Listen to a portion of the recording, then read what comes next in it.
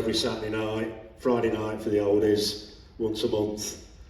As Tim's just said, Wigan Casino, those years meant everything. I carried on DJing a bit afterwards, but nothing could compare to Wigan Casino. Still miss it today, and as Tim said, it's an honour to be here today and hopefully answer some of your questions later on. Success, and wow, 50 years of Wigan Casino, who'd have thought it? So you guys have asked me some questions. The first one is, when or how did you come across Northern Soul? Well, that's a difficult one, isn't it? Did I know it was Northern Soul when I heard some of those great records like the Dells and Darryl Banks and all those back in 1969? When I met Judith actually in 1970, and she turned me on to artists like Lorraine Ellison and James Carr. And then we found ourselves going to Blackpool. Well, if you're going to Blackpool for a long weekend, you're going to end up, if you've got any sense, at the Mecca, in the Highland Room, listening to DJs Les Cacel and Tony Jebb. They had a lasting impression, and some great records played there. Ones that remind me of the Mecca in particular would be Hit and Run by Rose Batiste, and Huggy Lands is the next in line. Okay, so Wigan. Well, I'd started DJing at Varvar's in Bolton in the April of 1973, quite by chance. A phone call one day to Global Records. Believe you've got some good records. Do you fancy DJing? We're starting an all-nighter. Of course, I snapped their hands off, figuratively speaking, and ended up at Varvar's from, I think, around the late April, something like that. And it lasted for about 4 months very, very successfully. I was the only DJ there, but I would be given help from time to time by people like Alan Day and Ian Pep Pereira. So I guess I made my name there. They advertised very widely, blues and soul, and I'd got some records from Philadelphia at the time because I was working at Global Records, of course, and it ended up being a successful scene until the Drug Squad closed us in the July of 1973. okay, so I think you've partially explained it, Ian, but I've got to ask you the question again. How did you end up DJing at Wigan? Wigan for me while I'm in hospital. And I says, what do you mean? He says, well, when I come back, I know you'll step down and Keith can carry on again. So I did the 9 months, and thankfully it all went well. Keith come back and said, look, let's share a spot. So right to then the Wigan closed, me and Keith shared a spot every week. So that's how I got to be a DJ at Wigan. One of my biggest supporters, I just want a big thank you to 3 people. My biggest supporter in Wigan was a lad called Steve Whittle, who I know you all know. He was great. So John Paul gave me my first DJ spot, Keith Mitchell got me on at Wigan, and Steve supported me all the time, and sadly, all 3 of them are no longer with us, and I owe them all a big thanks. So. Yeah, very sorry about that. I would just like to give a heads up in Richard's story for an important name missing from just this little bit of an history. That's the original DJs at Wigan in the main room. I think Richard was 4th on board, if anyone would care to contradict me about that, I think he was. Kev Roberts was 3rd on board. There was someone called Ian Fishwick, who I personally don't know, who was 2nd on board. And of course, Russ Winstanley, who, as many would have it, including Russ himself, but others wouldn't have, started the Wigan Casino sessions. So I just did want to give a little bit of a heads up to the actual way history should be. We can't have Lennon without McCartney, so that's the way that was. Wasn't it Russ and Ian who did the whole first night exactly, between them? Yeah. And I know 1 or 2 people that went to the first night, and it was about 700 or 800, so not that successful. And I know someone who went to either the 2nd or 3rd nights, and it had just taken off. It had just gone somewhere. All of a sudden you couldn't get in. So something was in the air. It was the right place at the right time. There wasn't another major all-nighter at that moment in time. So, yeah, I think that's the way it happened. But I just did want to put that on record without him ever being mentioned. Okay, so the next question I asked of Richard was, how did things change for you as a DJ or as a person in the lifespan of the Wigan All-Nighters? How did things change for you as a DJ or a person in the lifespan of the Wigan All-Nighters? Well, I went there as a very quiet, laid-back individual, quite scared behind the turntables, worried about whether records would fill that dance floor. But over time, my confidence grew, I suppose, as you'd expect. And when you're working at arguably the pinnacle of any Northern Soul club at the time, it does build your confidence. And I would end up getting lots of other bookings at other places, Scotland or wherever. I went to Farnborough once on midweek. So I became more confident, and then developed relationships with John Anderson at Soul Bowl, who got me some great records, so that made me even more confident. Some people might even say a bit arrogant, but anyway, whatever. We got the cover-ups going, we got a real mystique going at the casino, and it was great working as part of the team. I should also say that when I was at the casino on one of the Friday night sessions, a guy called Derek Brandwood turned up from RCA Records. He'd been at ABC and put out an album called The Soul Bible, and said, well, we want to do the same thing at RCA, Richard. Do you fancy putting it together? So Jumping at the Go-Go was born in late 1976, and hey presto, I ended up getting a job working with Derek in the promotions department in the new Manchester office from later on that year, which was absolutely amazing for me. I think it was something like early 1977 I started there. So it got me on the ladder really with a bit of a career in the music business, I suppose, the industry should I say. And then from working at RCA, going round the radio stations, which is what they paid me to do, taking DJs for lunch and all that sort of stuff. Well, you know, it's a tough job, but somebody's got to do it. I ended up developing relationships, which of course is what it's all about. It's who you know, isn't it? And got a radio show in Sheffield in 1980, and that has sort of continued at various radio stations ever since. So yeah, certainly Wigan was huge for me, my career, and I often wonder, you know, if I hadn't got the chance there back in October 1973, what would have happened? And I think we can put that question to you in. You might get fabulous money DJing in Mr. M's, so I obviously would change it. Yeah, £10 for an hour with Mr. M's in 1978, £5 for doing Jerry's Inn.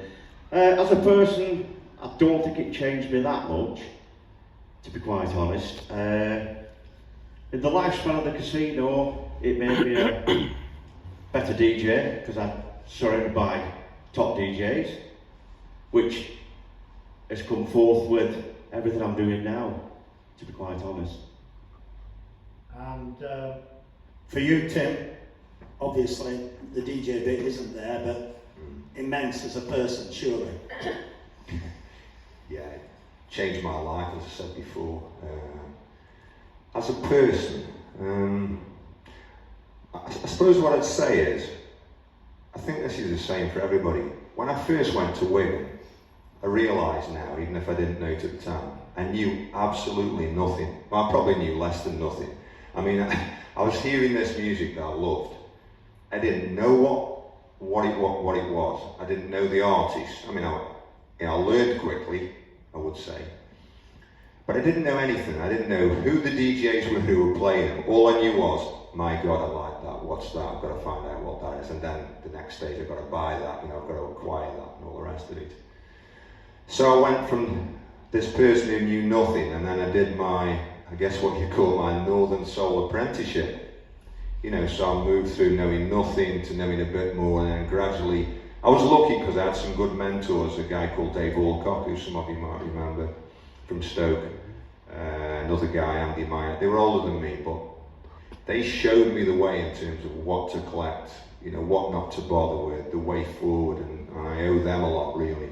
But anyway, to cut a long story short, I moved through that whole spectrum to ending up going really, really deep into it, perhaps too deep in some ways.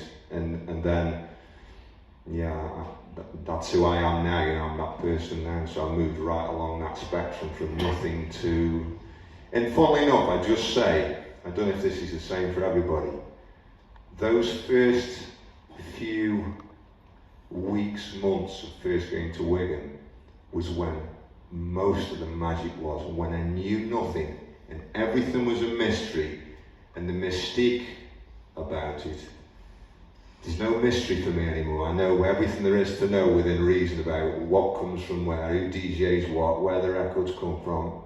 I know all that, you know, as much as anybody can know. It's when you know nothing, that's when the magic's there, I think. Yeah, I absolutely agree with that, because it was the same for me too. And I remember bustling to get in just over there and looking at those flats over there and wondering what the people thought about everyone queuing up. I think it was 2 o'clock in the morning actually at that time, that late at night, and just being up and going somewhere when everyone else was going to bed. And apart from the records, just everything seemed magical. The fact that the records were expensive was magical. You know, the fact that, I mean, I remember... Yeah, well, yeah. And I remember once telling my mum I'd bought something for £10, and she refused to speak to me for the rest of that Sunday after the all-nighter, and her exact words were, "You'll grow out of it." So, here we all are. So, over to you now, Gary, your turn. So speaking of that, I can remember when I was earning about £18 a week, and one of the biggest records I bought at that time was Jimmy Mac, My World Is On Fire, 35 quid. And it was like 3 weeks' wages. I didn't tell my mum and dad. They would not understand. Wigan Casino to me was, I think we've all said it, Wigan Casino was everything. It was the centre of the weekend. And if I'm allowed to say this, I mean, I'd start on a Friday night at the Brick. If Wigan Oldies was on, you'd come up here on a Friday night. Or if there was another all-nighter on, we'd go there. I'd go and watch Manchester United on a Saturday, sorry. 2 hours. Straight up to Wigan for the Saturday night. Steve Whittle's flat in the morning with Dave Ellison, Brian Ray, card game. And then we go somewhere Sunday afternoon and back home Sunday night. You must have drunk a lot of Lucasade. Well, good Lucasade though. Good Lucasade on weekends. I think we've all done it. Yeah, sorry, carry on. Wigan Casino, I keep on repeating it, was the centre of everything, and for the 8 years, brilliant. Wigan shut, and I know a lot of you carried on and still are today, going to Northern Soul clubs, and absolutely brilliant. I carried on. I think there was Rotherham, Clifton Hall, Stafford, Nottingham Oddfellows at Leicester, Inkley. But as each year went by, I just kept on thinking of Wigan. I just want to be here again for a Saturday night at Wigan. So yeah, it certainly shaped my life. It was the best 8 years of my life. I still listen to Northern Soul every day. I probably listen to more Northern Soul than anyone in this room. If I'm working in my office, there's Northern Soul. If I'm driving, as soon as I get in my car, Northern Soul automatically comes on. I listen to it every day. And I sold my records about 1988, 89. Do I regret selling them? Seeing the prices that he gets for his records now, yeah, I do. But yeah, Wigan was everything. Okay, I think the next question we've kind of answered, but Richard Searling will have his own very special take on that. How has being a Wigan DJ affected your subsequent life? And finally, you're asking me, how has being a Wigan DJ affected your subsequent life? Well, I think I've probably answered a lot of that, because I went from the record company at RCA, then went into retail with a company called Macro.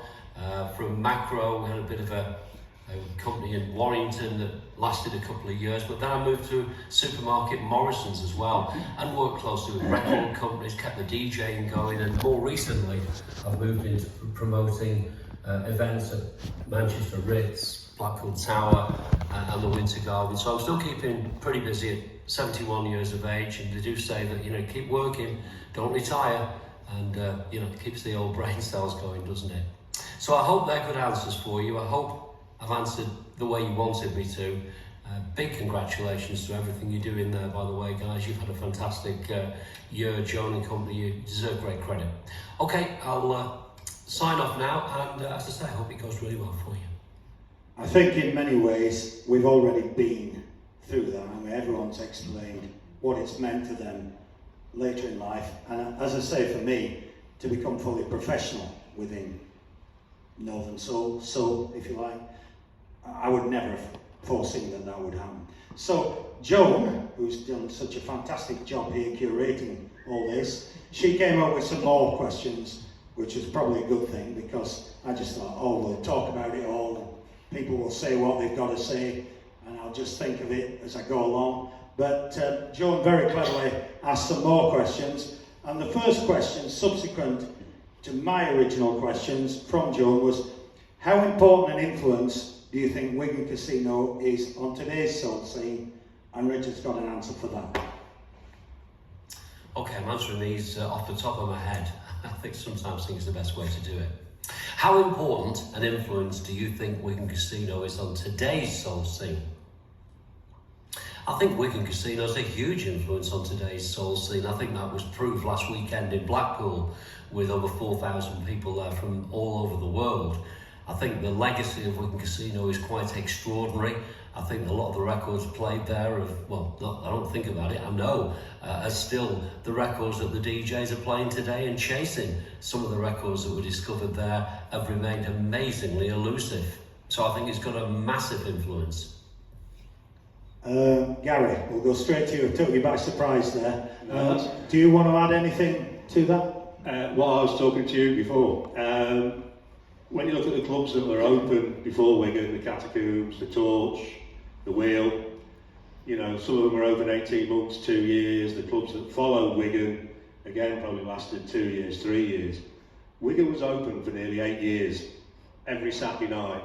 And if you think of all the records that were played there and discovered, and everybody's still playing now. So Wigan Casino is the biggest influence on the Northern Soul scene, purely from the amount of records played, and you heard them first there, you collect them, you still play them now. So yeah, that's how big the casino was. And you've only to contemplate what might have happened if the casino had finished after a year or 18 months. Things have a way of finding a way, but it's difficult to imagine just what they would have been. So what's your viewpoint on that, Tim?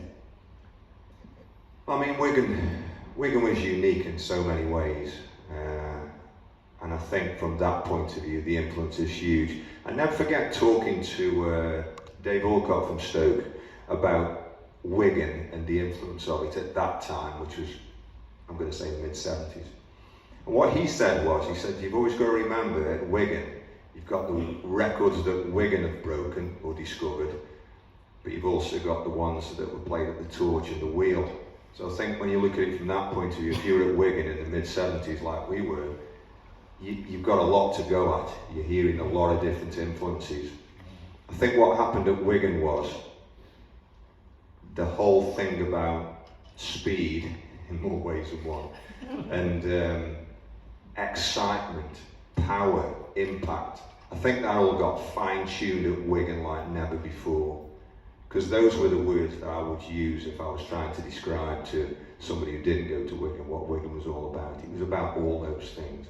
You know, the records that had that fantastic beginning and impact and power. And I think that's never gone away.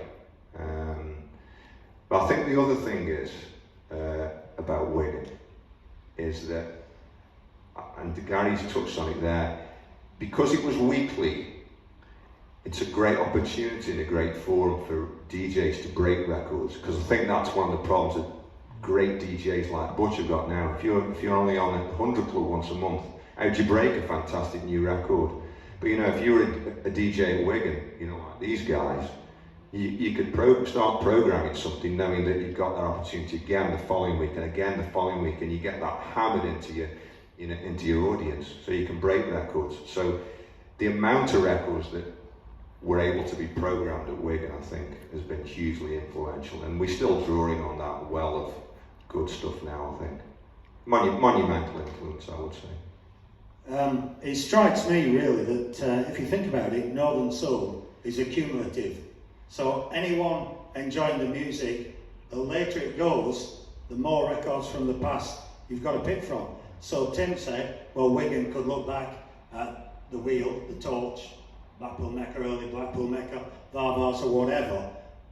Today, even though everyone's considerably older, there's a massive amount of music that you can look back on, because you know it finished in 1981, but it never stopped.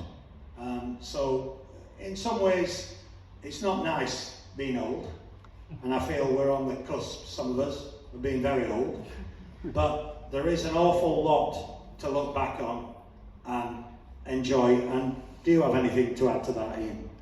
Well, not really, because Gary and Tim was actually brilliant in a nutshell.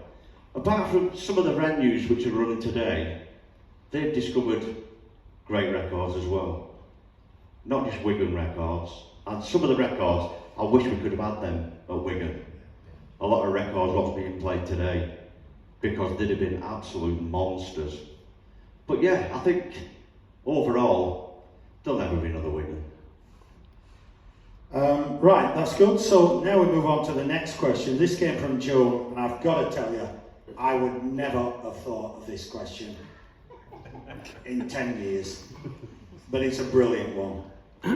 The soul scene is very male dominated as far as DJing and record collecting is concerned. How were women received in the record bar at Wigan, or in Wigan Casino in general? Were they taken seriously, and were they encouraged in their interest? Richard Searling.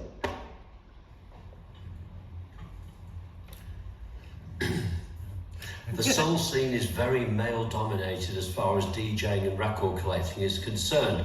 How were women received in the record bar at Wigan? Were they taken seriously? Were they encouraged?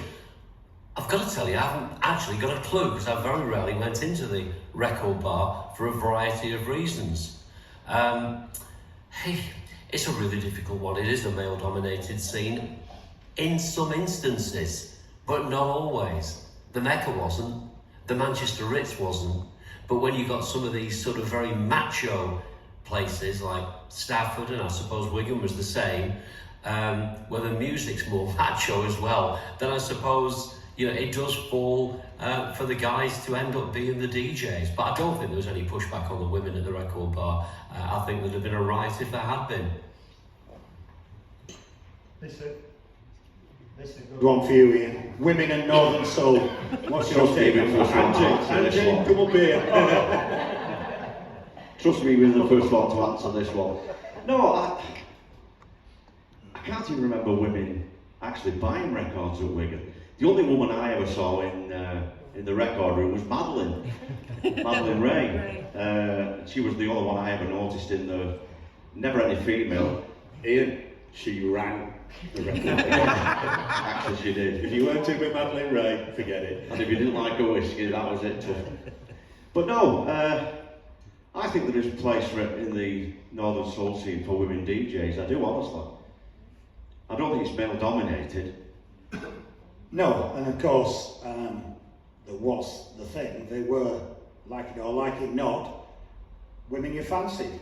Sex objects, if you want. I never went for the little socks, but they were.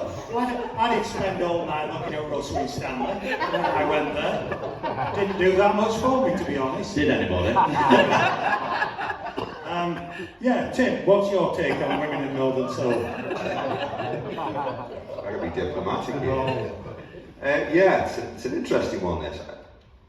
I feel I'm probably pretty well qualified for this question, because if I think about it, in the 5 years that I was in attendance at Wigan, I probably spent more time in the record bar than any other part of the casino. And certainly the last 2 years, I was there every week in the record bar, wheeling and dealing and whatever. And I would say reliably that there were very few women in the record bars I recall who were actively buying records. Now there were women in the record bar. Julie was there with you, wasn't she? Dave Withers' partner was there. Wendy, yeah. Angie, yeah. But other than partners of record dealers or DJs, I rarely saw women in there in a record buying capacity. That's not to say there weren't any. Of course, you know, you go out onto the dance floor, it's full of females, you go to Mr. M's. In fact, I've got to be honest, I used to go in Mr. M's sometimes as a break from the main room, just to have a look at all the nice looking girls in the twirly skirts. But you know, sorry about that, but just being honest. And Gary, it's this political question. Are you ready for it? Absolutely. I don't know how many ladies here actually went to Wigan. Go on, show of hands. Is there anybody, ladies? Were you interested in record collecting? We're allowed. Of course we're allowed. Let's spend that The money. question is, were you interested? Yeah, well, I was interested in what you bought when you brought it home, but I couldn't spend the money. There's no way. Couldn't even spend my own money. I was asked this question yesterday. Sexist. There's a sexist place in that in those terms. Do you think so? Well, looking back, yeah, in how I just today think at is the today, time, not bothered. I mean, in this day and age, it's, you know, I'll say this correctly, hopefully. There's women playing football, there's women playing cricket, rugby, you've got all the women commentators, which is absolutely great. And that's the day and age we live in now. Yeah. Back in the mid-70s, it just wasn't heard of. And my wife Annie said something on the way up, that prior, I'll say the late 60s, and you tell me if I've got this right, women weren't allowed to sign, if you were married, women weren't allowed to sign mortgage papers. It had to be the husband who signed it. You couldn't have a bank account either. Yeah. So it was a different age we lived in. But I think there were plenty of women who loved listening to the records. And I don't know, were the men going out and earning the money, so they spent the money on records? Angie, you're backing up here. Or not, yeah. And the women didn't. But it certainly wasn't biased anyway. I mean, these lads joking about watching the girls in the skirts and all that, absolutely brilliant. But I think I knew a lot of women and girls who were definitely into the music and loved the music and loved going to Wigan. And I know we went to a bit about the DJing earlier. I did, and I would have gone to Wigan. If I'd never DJed in my life, I'd have still been at Wigan every weekend, because I was into Northern Soul and that was it.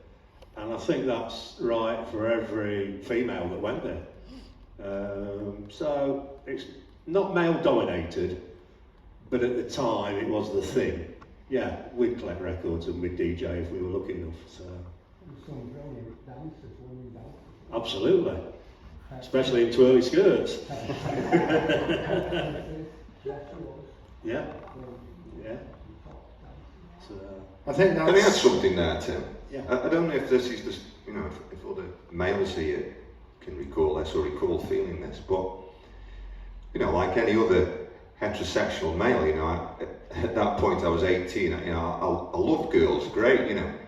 But I've got to say, if I think back, when I went to Wigan, my focus for a change was absolutely not on the opposite sex. I'm not saying it didn't enter my head, but my focus at Wigan was vinyl. Listening to it, buying it, selling it, talking about it, you know, talking it to death. But actually my focus wasn't on there, it wasn't on meeting somebody and chatting them up. I think Charlotte and I were talking about this, weren't we, last weekend? It wasn't, you know, which was, you know, and like any other male, any other teenager, you know, in any other sphere of life, yeah, that would have been the focus, you know, having a beer, oh, she's nice, and she's nice. There's none of that. It never entered my head at the casino. I had some good female friends, but I wasn't interested in going there. There was too much to do, vinyl-wise. I think that's what I would say for me. I remember the same thing. Yeah, you centred on the music, yeah, and the people you meet, friends, both sexes. It must have been about 77, 78, we were going somewhere else, we weren't Wigan, and we were looking for directions, and we stopped and asked these lads, I can't remember where we were, it might have been in Sheffield, and where's this club? Oh, you don't want to go there, mate. He says, they don't serve beer, and the women dance on their own, they won't dance with the blokes. I said, don't worry, pal, just tell me how to get there. And that's the way it was. Brilliant. I think personally for me, over 35 years as a record dealer, I have seen slightly more girls, women, ladies get involved in buying records, but it's still pretty much a strong minority. And I've got to finish on this one because it's been a great question. And it goes back to Tim saying about the youth club. And my experience in Todmorden was exactly the same. We went to the youth club, one thing or another, and there I started DJing a little bit. And I remember someone coming to me after the youth club had finished, and they said, "Oh, you know, Valerie Hayworth fancies you." I said, "I can't go out with her, she hasn't even got any pressings." True story. Right, okay, on that point, unless you want to add anything about Ladies in Northern Soul? You know it all, do you? No, do I? The other thing I know about Andrew being in record room, she would always just say, "How much for that? You're not buying that, are you?" And I used to pay the guys on the tip with them. Okay, so the next question was, last week saw the 50th anniversary of Wigan Casino with 4,000 people at Blackpool and other events actually happening on the same night. Do you think Wigan deserves the level of recognition it gets? And why do you think it still holds this level of fascination? In some ways we've been over that ground, but see if you can elaborate on it. The fact that 4,000 people turned up in Blackpool of all places. Remember that for a short period Blackpool was the enemy. Although Ian Levine told me that he did regularly come from the Highland Room to Wigan Casino, but didn't DJ. And of course in '75 Colin Curtis did at least once, because I was here when he did, and he brought all the records from Blackpool Mecca that Wigan didn't have. Carol Waller and MVPs and all the things like that had already been played at Blackpool. So 4,000 people at Wigan. Tim? It's absolutely amazing, you know, that you can mobilise 4,000. Well, I thought it was more than that. I thought it was 5,300. It's one of these things that's growing. If you talk to Ginger, it's 6,000. They're probably 10,000 by Christmas. A lot of people anyway. I think it's amazing that you can mobilise that many old people, for the most part, to actually go to that weekend and turn up and do what they did, dance and everything else. I think it's amazing. I actually think it's completely warranted that the support and the clamour for that thing to happen, because what you've got now is you've got a lot of people who choose to criticise Wigan. Oh, you know, it was all pop and it was this, that and the other. And I stopped going after the first few weeks because it was all pop, you know, all this, trying to rewrite history. And I think people need to be reminded what a fantastic club that was. Let's just have it right. The biggest discotheque, for want of a better word, I know we hate that word, the biggest discotheque in the world, at its height it's supposed to have had 50,000 members, which I don't have a problem believing that, to be honest.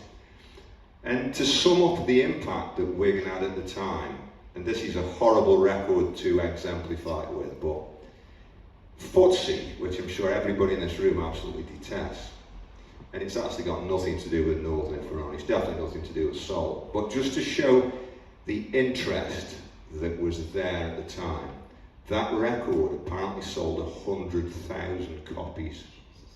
That's amazing. It got to, I think it was 11 weeks in the top 40, and it got to number 9 in the charts.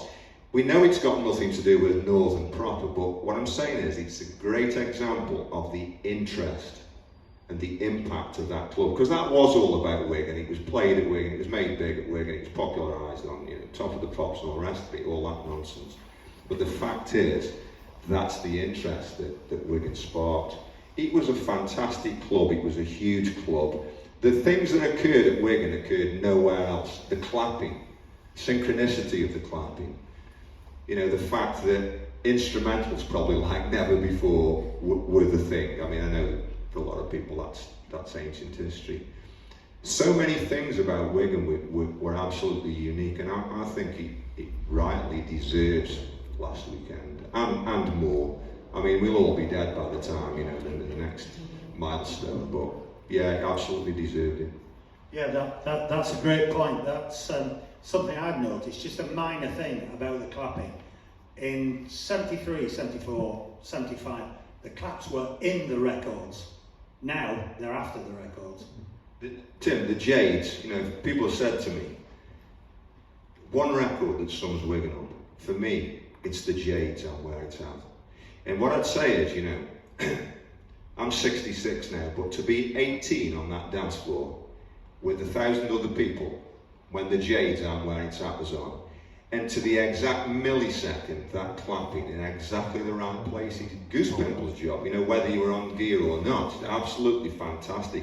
And that's something that's kind of disappeared. I noticed, I was sat up on the balcony when Richard was on last Saturday night, and he played the Jades, and I'd actually gone there specifically. That was one record I wanted to hear him play. And it came on, I was like, wow, fantastic. And, you know, to their credit, you know, X hundred, you know, elderly people were on the floor giving it some. Good on them, you know. And I was waiting for the clapping. The clapping was there, but it was half-hearted, and it wasn't synchronised. But you know, the clapping was everything at Wigan. Duke Browner crying over you, Little Bit Hurt, and the Jades. To hear those at Wigan and the clapping, something else. You know, even now I get goose pimples thinking about it. Tainted Love was another. That was another one where they did that. Ian, any thoughts on the current popularity of Northern Soul? Well, me and Tim had a chat last week about it when we was at Blackpool, and Tim said when he was looking down on the stage, he said, you know, when we used to go to Wigan, we'd be looking down on the dance floor, seeing all those young kids dancing away, and who'd have believed 50 years after that, you'd be looking down and seeing 65-year-old people dancing on the stage, from the thing. And it was great, you know, and the atmosphere was absolutely electric in every room last week, wasn't it? Really, really good. At times it was like a working man's club with a Northern soundtrack, but yeah, it worked. Yeah. Again, we keep on tracking over the same tracks again, but we'll see what Richard Searling says about the next one. So many amazing records were discovered at the casino. Where do you think the venue ranks in relation to tunes discovered at other venues? Stafford, top of the world, for example. Question 4. So many amazing records were discovered at the casino. Where do you think the venue ranks in relation to tunes discovered at other venues? Stafford, top of the world. Casino, number 1 by a mile. Unbelievable. The records found there from 1973 right the way through to 81, and discovered and played there, should I say, are without compare. And it isn't just the music, it was the way that the music evolved there as well. We saw the beginnings of the big beat ballads towards the end at Wigan. We saw the beginnings of modern soul towards the end at Wigan. And in the early years, there were so many fantastic records played there that you just wouldn't hear anywhere else. Simon Susan was mainly responsible for that in 1973, 74, and to an extent in 75, and then in the later years, John Anderson at Soul Bowl. But really, when you think about the main room there on the Saturday all-nighters, not playing any oldies apart from the last hour, we managed to keep a fantastic turnover of records, so much so that when a record got bootlegged, all of the clubs had got it. We'd usually just put it to one side and move on to something else. So Casino, well ahead of anywhere else. If I had to pick number 2, it would probably be the Golden Torch, number 3, the Catacombs, number 4, Blackpool Mecca, and the Twisted Wheels. A bit different because what they were playing was just great music that were actually in the record shops, and you could buy a lot of the tracks anyway. They were just reflecting the new releases of the time. Rarity really didn't come into it at the wheel, it was more about quality. Yeah, an interesting one that. Certainly is run down at the top 4 or 5. Personally, I would put Blackpool Mecca a good deal higher than 4th. But yeah, where do you think it stands in the all-time panoply of records that were played? Well, I think Wigan definitely tops. Blackpool Mecca second, Stafford, and then, don't get me wrong, some great records played at the Torch and the Wheel, but yeah, definitely Wigan top. Gary? Yeah, I mean, I agree with what Richard said, that, and what we said earlier. It was every Saturday night for 8 years. What's that, 400 all-nighters. You were hearing records. You could be hearing different records every week. Obviously, all the DJs had the big records, and they were played and played and played.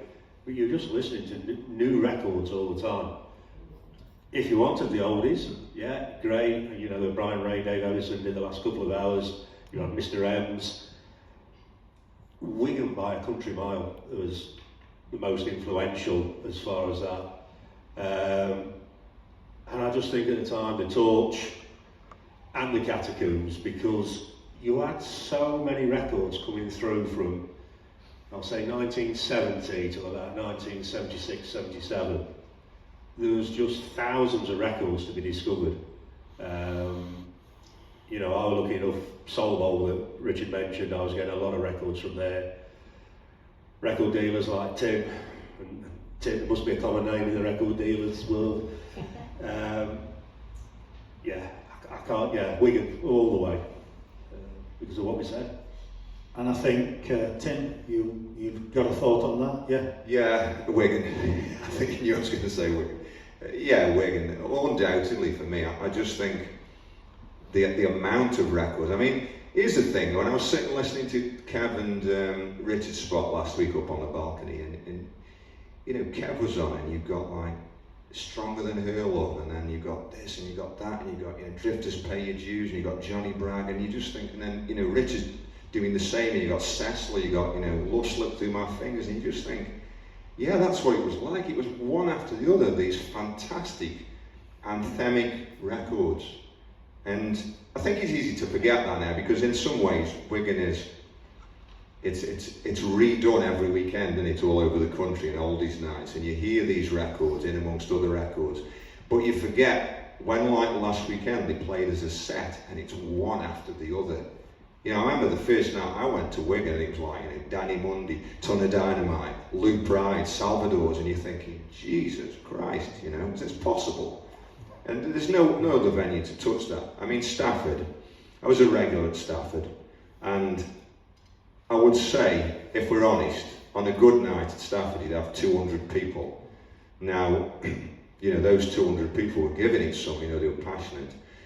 And, you know, the venue did great, you know, but in terms of the records programmed, some of them shouldn't have been played at all. I'm going to stick my neck out to you. Things like Romance Watson, absolutely awful, nothing to do with Northern or anything else. You would never have got a record played like that at Wigan. Never. And when you think that Stafford opened just, you know, not long after Wigan had closed its doors, and Richard was signing off with things like, you know, Cecil Washington and Country Girl, and then a couple of years later at Stafford you got Romance Watson. You know, that says it all. The standard set at Wigan was phenomenal. I just think, you know, it's out there at the top of the Premiership, Wigan is, and everything else is kind of, you know, midway in the Vauxhall Conference, for me anyway. Yeah, I think also at Stafford, I mean, I DJ'd the first night at Stafford, and a lot of the records that a lot of the DJs were playing were records that had just been finished playing at Wigan. I certainly was playing records that my last spot at Wigan was probably my first spot at Stafford, and you carried on. But going back to what you were saying about Wigan, I think the people who went at the time, we just don't realise what we were listening to each week.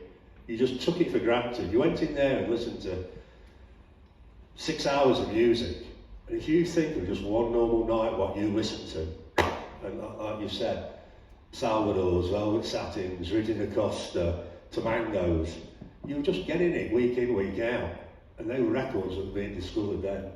We just don't appreciate what we had then. Well, we probably do, but a lot of people don't. Yeah, it was just so many top quality records. Brilliant. But if you think about it, it's a time and a place, and all those records were waiting for people. The Wheel primarily was about British releases, and all those imports over the course of the 70s were there to be discovered. And really, in a way, much as we look back at the whole canon of great material, also it is law of diminishing return. You're not going to find a fantastic undiscovered 60s, particularly on vinyl. Might find it on a master tape or an acetate, but that was then, and that's the way, the time and the place, and that's a number of factors all came together, didn't they? One thing I always think about Stafford is that there was a record that was played at Stafford that actually was played at the wrong venue, because the venue it would have actually taken the roof off was Wigan, and that was Jackie Day, Naughty Boy. made for the casino, absolutely made for it, and missed its day by, you know, a couple of years, but yeah. Mia, anything to have you already done a bit of? Oh, right, okay. Okay, right, okay. Yeah, we've got to take the questions in order now. So the next question put to Richard was, record collecting is a huge part of the soul scene, and the price of records is currently the highest they've ever been. Do you think this is in any way sustainable, and can you see them continuing to rise? Question 5. Record collecting is a huge part of the soul scene, and the price of records is currently the highest they've ever been. Do you feel this is sustainable, and can you see them continuing to rise? Depends who you speak to on this one. Record dealers, some of the more honest ones, would say no. A lot of people are cashing in on the collections now. There are only so many records, so many people rather, that are around to buy those records, and a lot of the younger people, enthusiastic as they are, just haven't got the money to pay some of these crazy prices, and they are crazy prices. I mean, some of these records that were, you know, I don't know, 40 quid are now 10 grand. It really is bizarre the way that some of them have rocketed, but there are others that you think, well, hang on a minute, why is that not done? And they just haven't. The trophy hunting is a huge part of the scene. I sometimes think it's not a good thing either. I do believe that, you know, we do see some DJs and some venues playing for rarity's sake rather than quality. But as far as the pricing goes, well, yeah, look, it's carried on longer than I thought it ever would.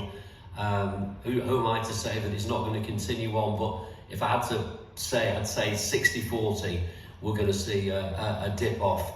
After we get past this Wigan 50th, I think we'll look at a slightly different landscape as far as record collecting and people disposing of collections for a variety of reasons is concerned. I think we should start with you on this one, Tim. I think you've got a viewpoint. Yeah, I think it's absolutely not sustainable. One of the reasons I say that, I was recently on Dean Anderson's radio show, and I don't know if anybody listened to it, but I deliberately, for the first hour, played records that were under 50 quid that people could actually go out and buy if they liked them, which apparently some did. But I keep saying to people, you know, for how much longer can we go to venues hearing fantastic records, of course, but you go up to the deck and you say, wow, that's good, what's that? It's such and such, or it's such and such cover up, and it's 10 grand. Oh, okay. And you walk away, you know, what can you do? And the same, and the same, and the same. Because I think one thing that people of my soul interest generation forget is, when we were going to venues, you could go up to DJ and see what a record was. You could actually go away and buy it. I'll give you a great example. In Stoke, at the time when Richard was playing Lester Tipton, This Won't Change, there were two young guys, and I say young, I mean at the time they'd be 2 or 3 years younger than me, maybe more, and both had copies of that record when it was a big record for Richard. Imagine that now, that Butchie, one of Butchie's biggest records, and you can get a couple of young guys, say like young Jordan there, who could actually afford to buy it. It would be impossible, you know. So I think it's not sustainable. I think DJs need to be thinking about, actually, people want to own, you know, we're into ownership, aren't we? Whatever we say about it's about the music. Actually, if it was just about the music, we'd be into just MP3s and streaming. We like to own, you know, nothing wrong with that, but, you know, to own, the records need to be reasonably priced. Now, I say that, of course, if I've got a record to sell and I can get 10 grand for it, I'm not going to ask a grand for it, you know, it's just simple economics. But I think what Richard's touched on there is right. What's happened and what's happening is it's moved from something else to what it is now, which is about, for some DJs, it's about trophy collecting, unfortunately. And by that I mean, as I do question whether some of these guys with, you know, a hot box, as we now call them, are actually soul lovers. You know, I'm not sure whether they are. I think they're collecting, you know, gold trophies in a cabinet, you know, or you know, 6 foot blondes on their arm, like, you know, like Rod Stewart. You know, that's what it's about. It's not about the soul lovers. And I keep saying to people, Next time one of these guys is on, go up and ask them if they've got a Tyrone Davis record that's worth £1. My money's on they actually haven't. And you know, I'll give you an example. Last week in the conference room where it was, you know, alternative Wigan things, and there was a couple of DJs on. I won't name them. There's a couple of DJs on, and every record was like minimum £1,000 up to, you know, take your pick, 10 grand, whatever. And on comes this young guy after, young Jordan there, who wasn't playing, you know, mega expensive records, and did a very commendable spot. And you just think, yeah, well, he was playing what he got faith in, no matter what it cost him, which I'm guessing most of the time wasn't mega expensive. He sounded good to my ears, and people danced no less than they danced the guys who've been on before him playing 10 grand records. And I just think, yeah, the quick answer is, it's not sustainable. And if you notice, a lot of the time, when people talk about records, when we talk about records, I know because I've had conversations with all of you, we talk about records, we talk about the music, we talk about the component parts of the music.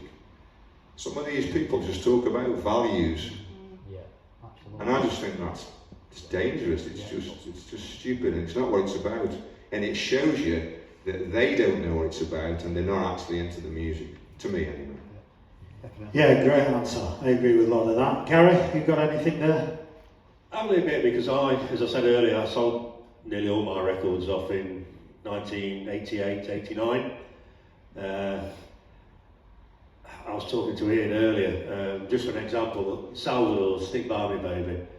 I paid £15 for it, I sold it for 40, thought I'd done well. And then Ian tells me it's worth £9,000 today. And like I say, I listen to Northern every day and I talk to people, and I honestly can't comprehend the price of records today. And I don't know how it's sustainable. I can't see it being sustainable. And then I read about what happened to Ted Massey, you know, which I will touch on. You know, people broke into his house, threatened him. They've stolen his, I don't know, it was a DJ box or a record box, but you're talking, well, was it £300,000 worth of records, £350,000 worth. If I was a DJ now and going out, you're going taking a box of records with you, I'd want 2 minders with it. You know, and when, going back years, we'd leave our record boxes behind the decks because we trusted all the lads who were there. I remember Stafford one night, I left my DJ box in the foyer. I went off talking to somebody, forgot about it, went back 2 hours later, it's still there. I think today with the price of records, you know, who goes out with, I don't know, £100,000 worth of jewellery and starts flashing it all about? You can't do it. But yeah, like I said, price of records, I just don't understand. So. And Ian, what's your take? Well, to be quite honest, I don't think it's sustainable. I think sooner or later the prices are going to crash, and I think there'll be a lot of people throwing themselves off high buildings who've been paying all these mega book records. And I do, honestly, because, you know, like, year of prices, 15 grand for this, 20 grand for that. It's crazy. There's better records. I've sometimes paid over the odds for some of my records, and I'll admit to that. But during my sets, I can throw a £5 record in my set, and it'll just fill hands for as much as a £1,000 record. So yeah, I don't think it's sustainable for these record prices nowadays. There is another point I'd like to make, and it's a little bit fatalistic, but certainly for myself, I know that I'm old. In November, I'm drawing the old age pension. Never. Thank God. That's I'm already drawing it. That's 10,000. It's a great feeling, Tim, I can tell you that. Yeah. But I'm not very old, and I saw the difference in my mum between old and very old. And there is a world of difference, and I just don't see very old people trading 45s at 5 grand.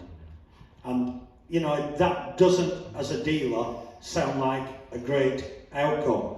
But I think everyone here, and Richard Searling, has said, well listen, ultimately it's not sustainable. But I will say one thing, even when you're old and grey or not so great, or whatever it is, it's a great hobby.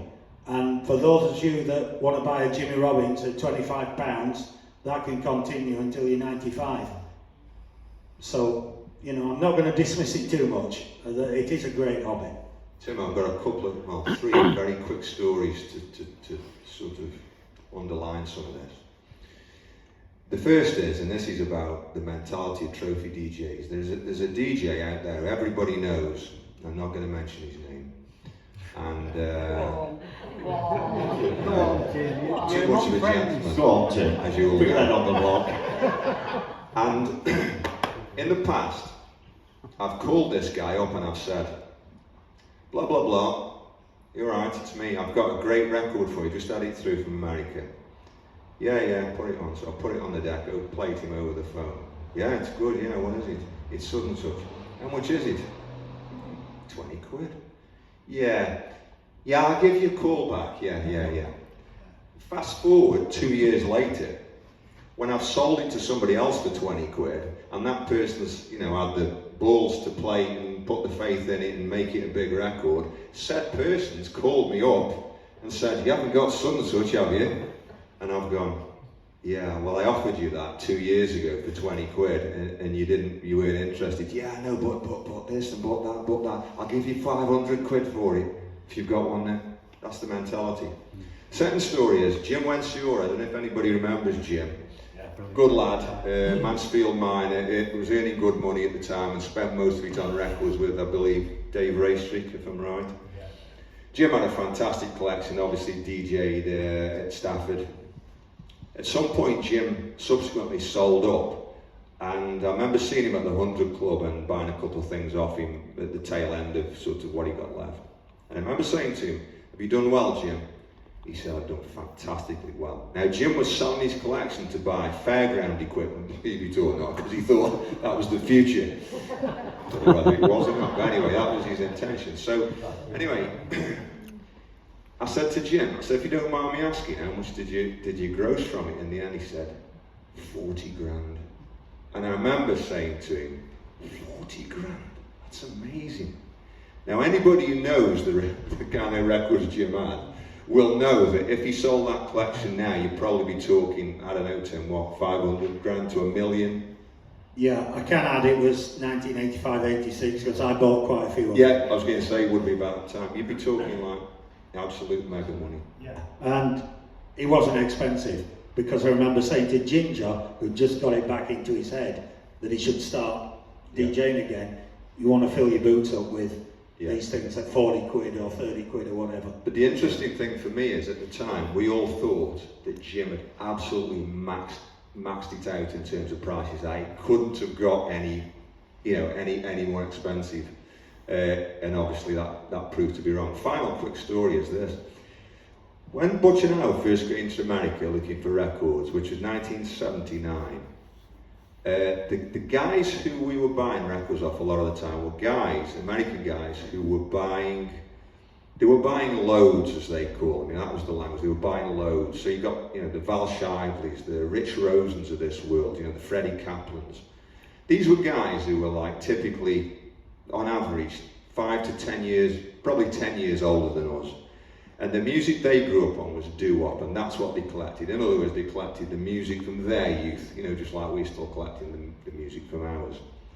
And they were interesting guys, they always had great stories, and these guys were buying loads, and what they were doing was, they'd buy a load of, say, 2 million records from some distributor that gone out of business, and then they'd pluck from it the doo-wop and the group harmony and the stuff that they were into.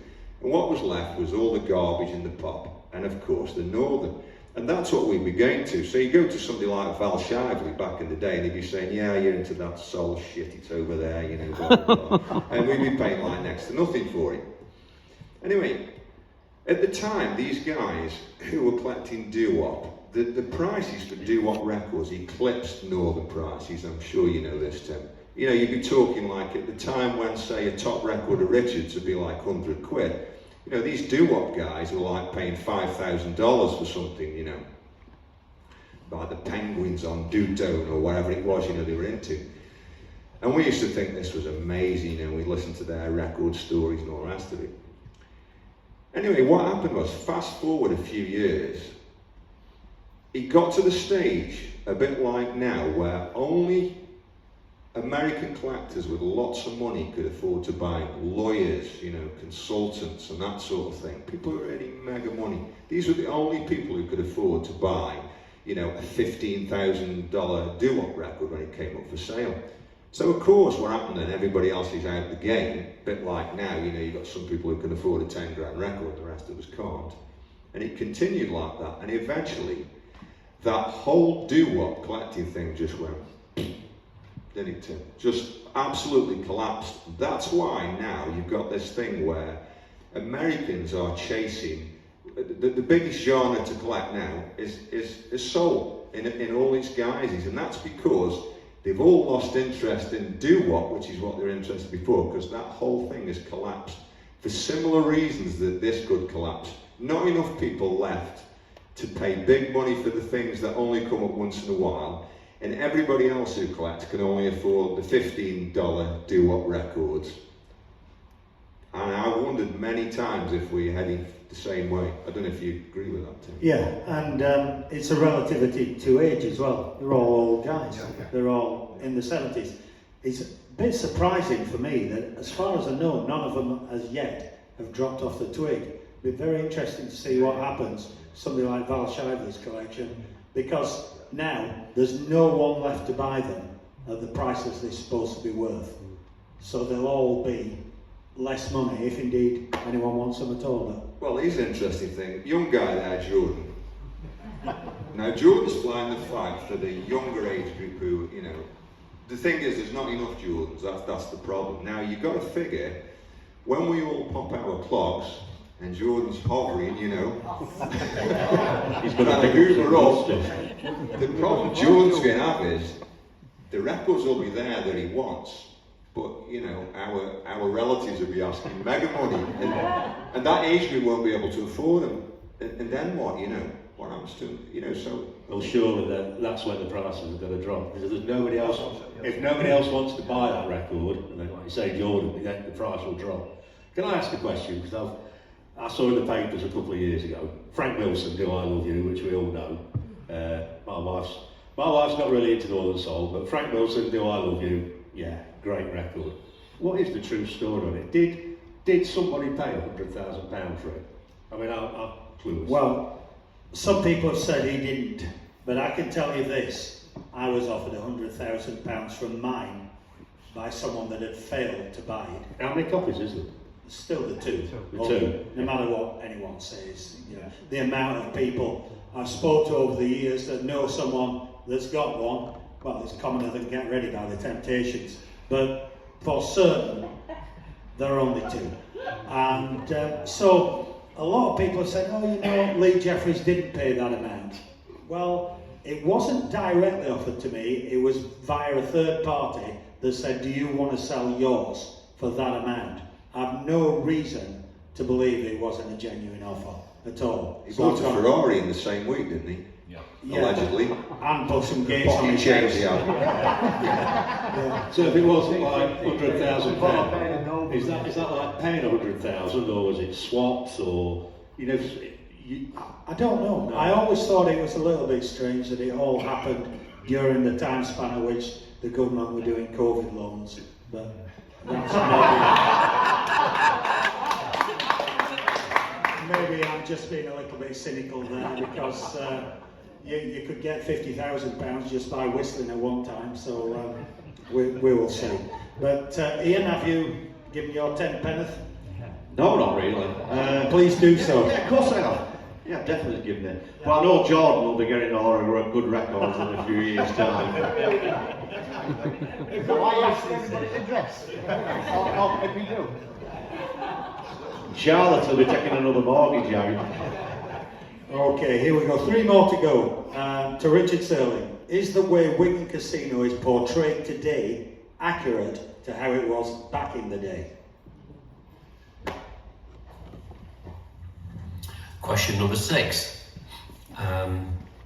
Is the way Wigan Casino is portrayed today accurate as to how it was back in the day? it's great that we had the filming at Wigan Casino back in 1977, I think it was, Tony Palmer's This England, because I think had we not had that, nobody would have believed just what it was like.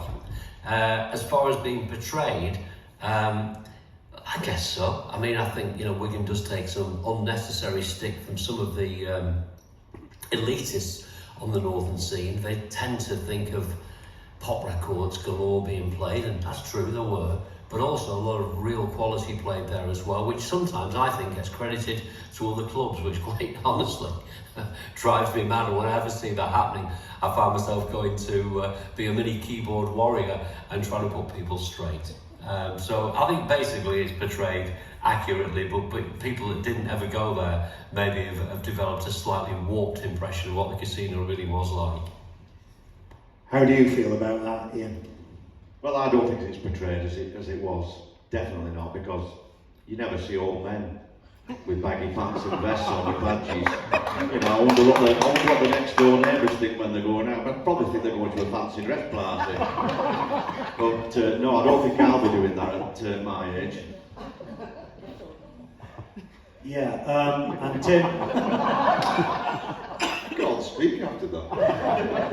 I can just imagine you with baggy pants on though.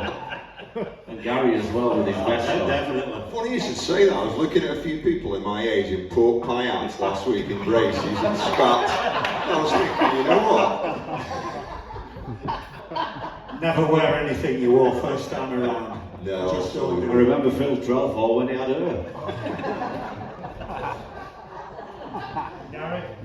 What's your viewpoint on the way Wigan looks now? Over the last 4 weeks, there's been so much on radio, TV, BBC Main News, BBC Morning News, Granada, and the clips they show and that, they're trying to make out, yeah, what you just described about, yeah, the baggy trousers, pork pie hats. That wasn't Wigan. I mean, yes, there was a dress sense at the time, but going to Wigan or going to the casino, it was about the music, the people you knew, the people you went with, the friends you made. And it's hard to explain to people who never went to Wigan what that, I'll say comradeship. We were all there for the same reasons, doing what we did.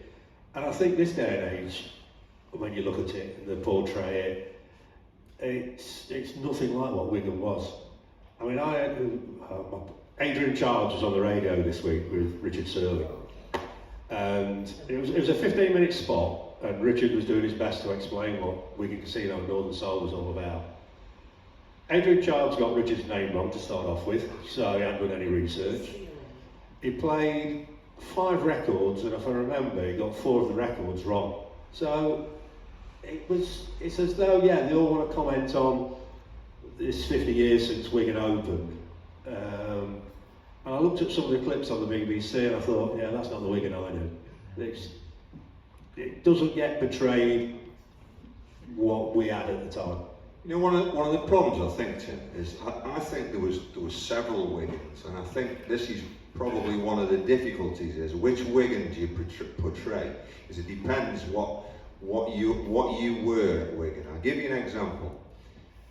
There was the Wigan of footsie and the people who would like it and dance to it. In other words, the people who it's kind of, you know, it's a sound that they like. It's going through one ear, out the other. You know, they like taking a bit of gear and staying up all night, and then it's, you know, that's it. They move on to the following week.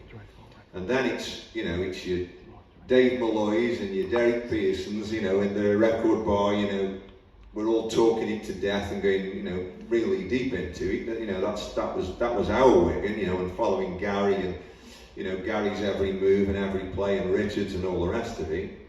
You've got the dancers Wigan who, you know, were just there to dance all night, regardless of who the DJ was and what the music was.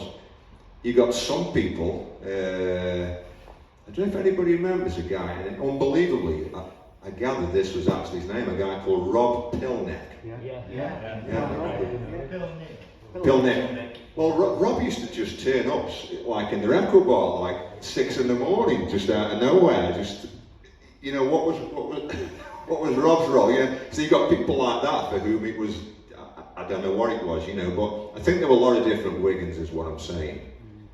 That's an interesting one, isn't it? I'm going to go to Wigan, I'm going to have a good night's sleep and get up really early, like an angler. You know, turn up there at, you know, a latter-day Rod from Nottingham, really, turn up there at God knows what time in the morning, you know.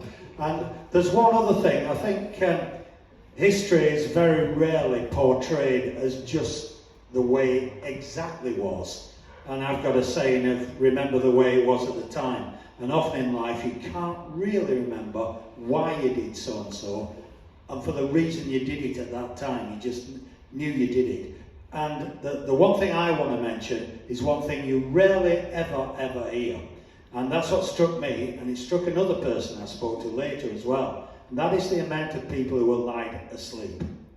So we hear all about this fueled all-nighter, and a lot of people were doing that kind of thing, no doubt about it, know the way of living. But there was an awful lot of people that were asleep. And I spoke to a guy, oh, it's got to be 30 years now, an old twisted wheel guy called Esha, or Isha. He ran a soul club in Shropshire somewhere. And he came to my place and he said, oh, I couldn't believe it the first time I went to Wigan. He said, all those people lying around on the floor, if you'd done that at a twisted wheel, you'd have woke up without your shoes on. So, just saying the way it was at the time, I'm certainly not saying it wasn't buzzing, I'm certainly not saying it wasn't atmospheric. And the very first time I went, round about the time of my 17th birthday, in November 1974, the two friends I went with, we went straight up the stairs all the way to the top balcony. And that viewpoint from that top balcony honestly changed my life. And nothing was ever the same ever again. Even though I knew full well what Northern Soul was, because I grew up in Tottenham. So that's the way that happens. And that actually will be a question coming in number 8 from Richard. But have we all said our bit on that one? Very quickly, Tim. The last year of Wigan, last 18 months, this sums up our different Wigan experiences. The biggest selling records, if you were to ask us assembled here, the biggest records at Wigan in the last 18 months, I know what we'd say. We'd be talking about Cecil Washington and things like that. Well, the biggest selling records in terms of the record bar in the last 18 months to a year at Wigan was actually Don't Depend on Me and Andrea, Don't Stop Looking. And I'm talking one after the other, bang, bang, bang. Hey mate, have you got, yeah, have you got fantastic, yeah. We're talking that level of interest. Now, if you asked us, we wouldn't come up with those titles. Now, in contrast, in the same period, I was lucky enough to get hold of a record that Richard got covered up as Williams and Watson. And he was the Lamont Cranston band, and they just happened upon it, just a total lucky fluke. The company was still going, it was a relatively contemporary release. I got 32 copies off the company, and I swapped one of them with Rod Shard for the Salvadors, because he wanted it for Dave Withers, who was, was starting, wanted to DJ. Anyway, the point of the story is, you're talking now one of Richard's biggest cover-ups, and it was still covered up when I sold that, traded that with Rod. And yet, that record sold very, very slowly in comparison to Don't Depend on Me and Andrea, which were flying out. So there you go, two completely different Wigans, two completely different sets of Wigan punters, and their paths never crossed. And it's just as I said, remember the way it was at the time. It's difficult to do sometimes, but sometimes in life there are reasons you do something, and the reasons get forgotten. Memory is a rose-tinted thing, often as not. But anyway, that's an old man getting very philosophical. So we'll move on to question 7. Do you think there will, here we go, Richard. Do you think there will come a time when you will sell your records and call it a day? Richard Searling. Question 7. Do you think there will come a time when you sell your records and call it a day? Well, I think all of us wish we were immortal, and that day will come. And do I think about it? I certainly do. But when I've sold the odd record recently, I sold a record by a singer called Joe Matthews, the last one I sold, Ain't Nothing You Can Do. I got $2,000 for it. I'd pay £2 to get it back now. I probably wouldn't get it for £2, and I miss it. And did I ever play it? No. But it's sort of, I'm thinking, well, you can't translate something as esoteric as a record like that with pounds, shillings and pence. But of course it comes to us all, doesn't it? So there will have to be a plan. But I suppose while I'm still organising events, while I'm still doing radio shows and the odd DJ appearance here and there, I'll keep the records. But I think all of us have got that problem to face down the line. So Gary Rushbrooke. Already sold them. Like I said, in 1989, I'd hate to think what the value would be now. And do I regret selling them? Every now and again, but most of the time, no. Because I still listen to the music, still see the people. And I don't miss DJing. Yeah, that's all I can say, yeah, I sold them. Good one. Ian, you're looking at me with a funny expression. Well, me and Angie have already spoke about this. I have thought about selling up in the next few years, couple of years, but do I sell them all in one go? I don't know, because I keep saying, well, I'll sort 100 records out, which really mean a lot to me through the Wigan years. Keep them just in case I regret selling them, because it is going to be hard. It's like a marriage, isn't it, really, with your records. And I don't know. I think you'll have to wait a little bit longer, Angie. I know there's a person about 5 years ago, I bought a fairly sizable collection off him, 90,000, something like that. So a decent DJ box, and I speak to him from time to time, and I expect him to say, a bit like Gary, I don't really regret that. He says, I absolutely regret it. I feel like half a person. When I go to some venue, I'm not the man I was. Just a viewpoint. I expected him to say, no regrets, I did it, and I did okay. But anyway, Tim.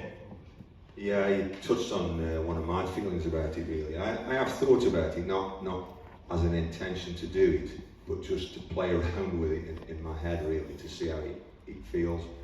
And my conclusion was, when I did that Northern and soul generally, I guess, it's been the soundtrack of my life, like I guess for all of us. And as such, I worry that if I sold my collection, I wouldn't be me. I wouldn't be the person that I know of and recognise as me, which might sound a bit deep and weird, but you know, it's been such a big part of me that I don't know.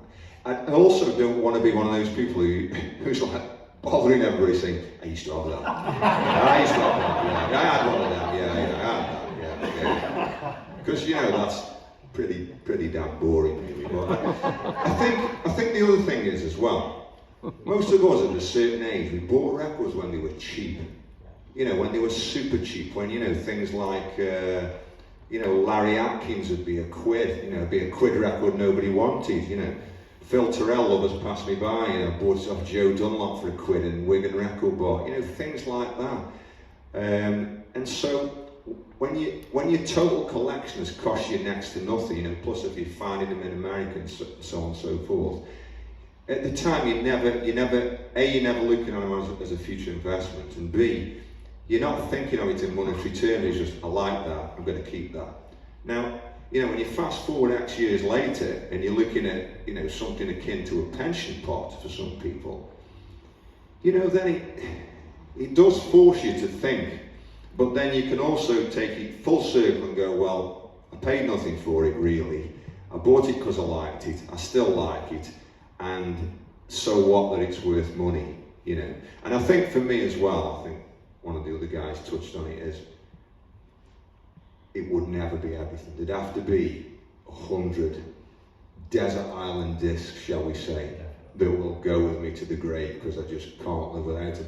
And Gary, you've mentioned one, Out on the Floor. I mean, what a fantastic record. I couldn't live without that record. I don't play it every day, but my God, you know, what a record. So, you know, I couldn't live with, I used to have Out on the Floor, now I haven't got it. one final thing I'd say as well is, I think it's about deciding personally on what your philosophy is about music, because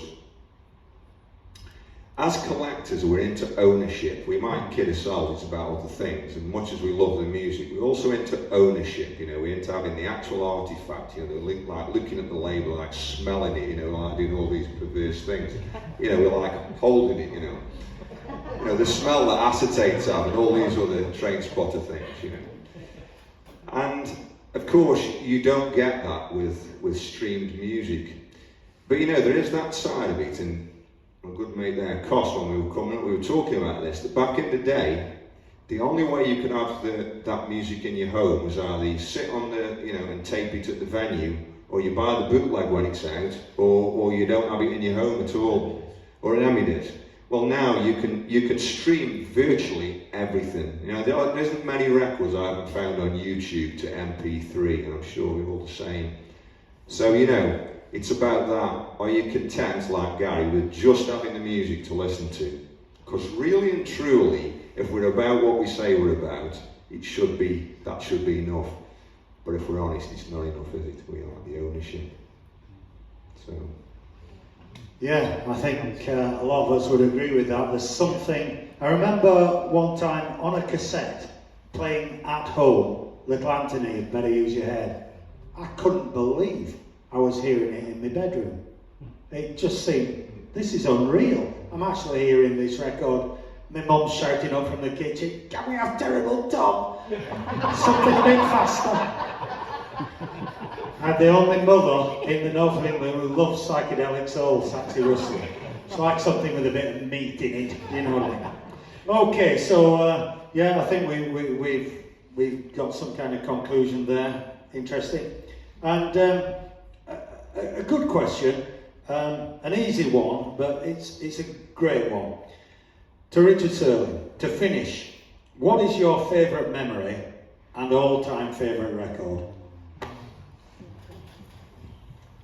Well, here's the easiest question you've asked me.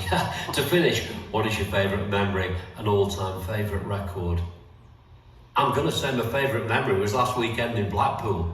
So many things could have gone wrong there, but it just seemed to work to perfection. It really did in every room, so I'm so proud about that, and I think anybody that was there is going to remember it for the rest of their life, and I'm not exaggerating.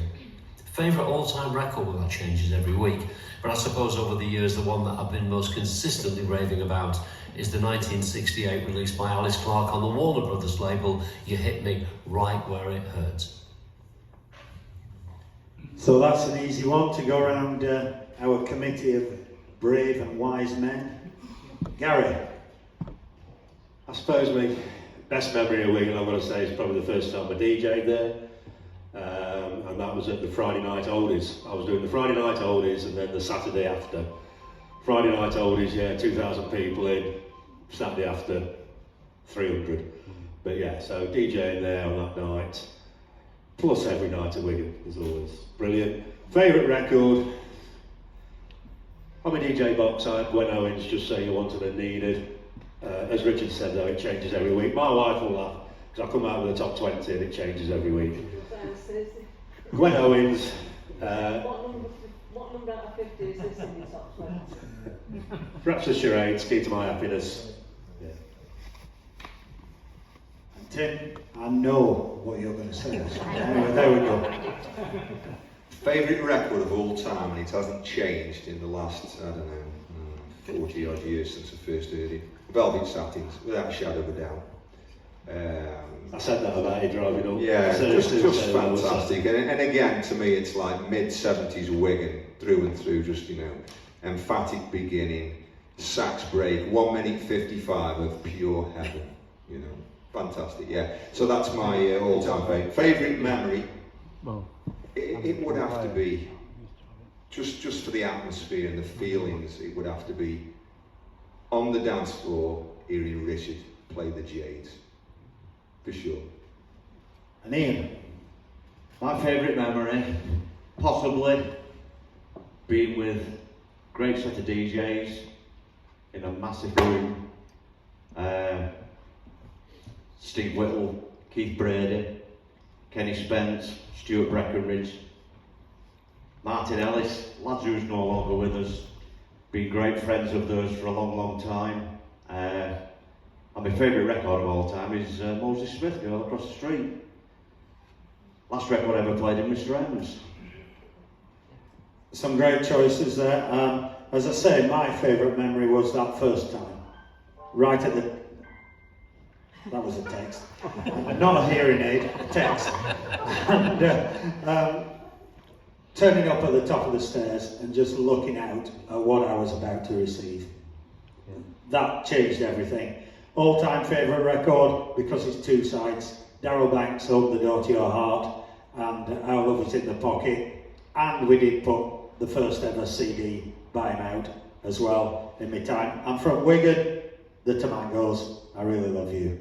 So I think that concludes everyone's feelings on that. How are we doing for time, Joe? I think we're just a bit over, but like, oh, is it okay? No? Yeah, we're just a bit over, but that's brilliant. Round of applause, please.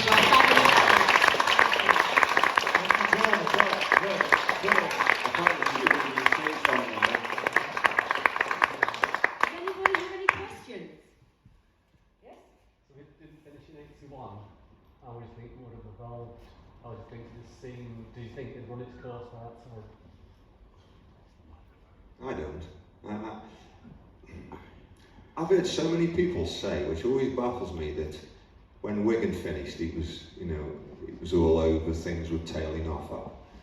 That's not how I remember it. I remember still being busy with venues, and I mean the chronology is a bit vague in my head, but I mean Hinckley, Oddfellas, as you say, Rotherham, Stafford. Yeah, I just think it changed direction a little bit.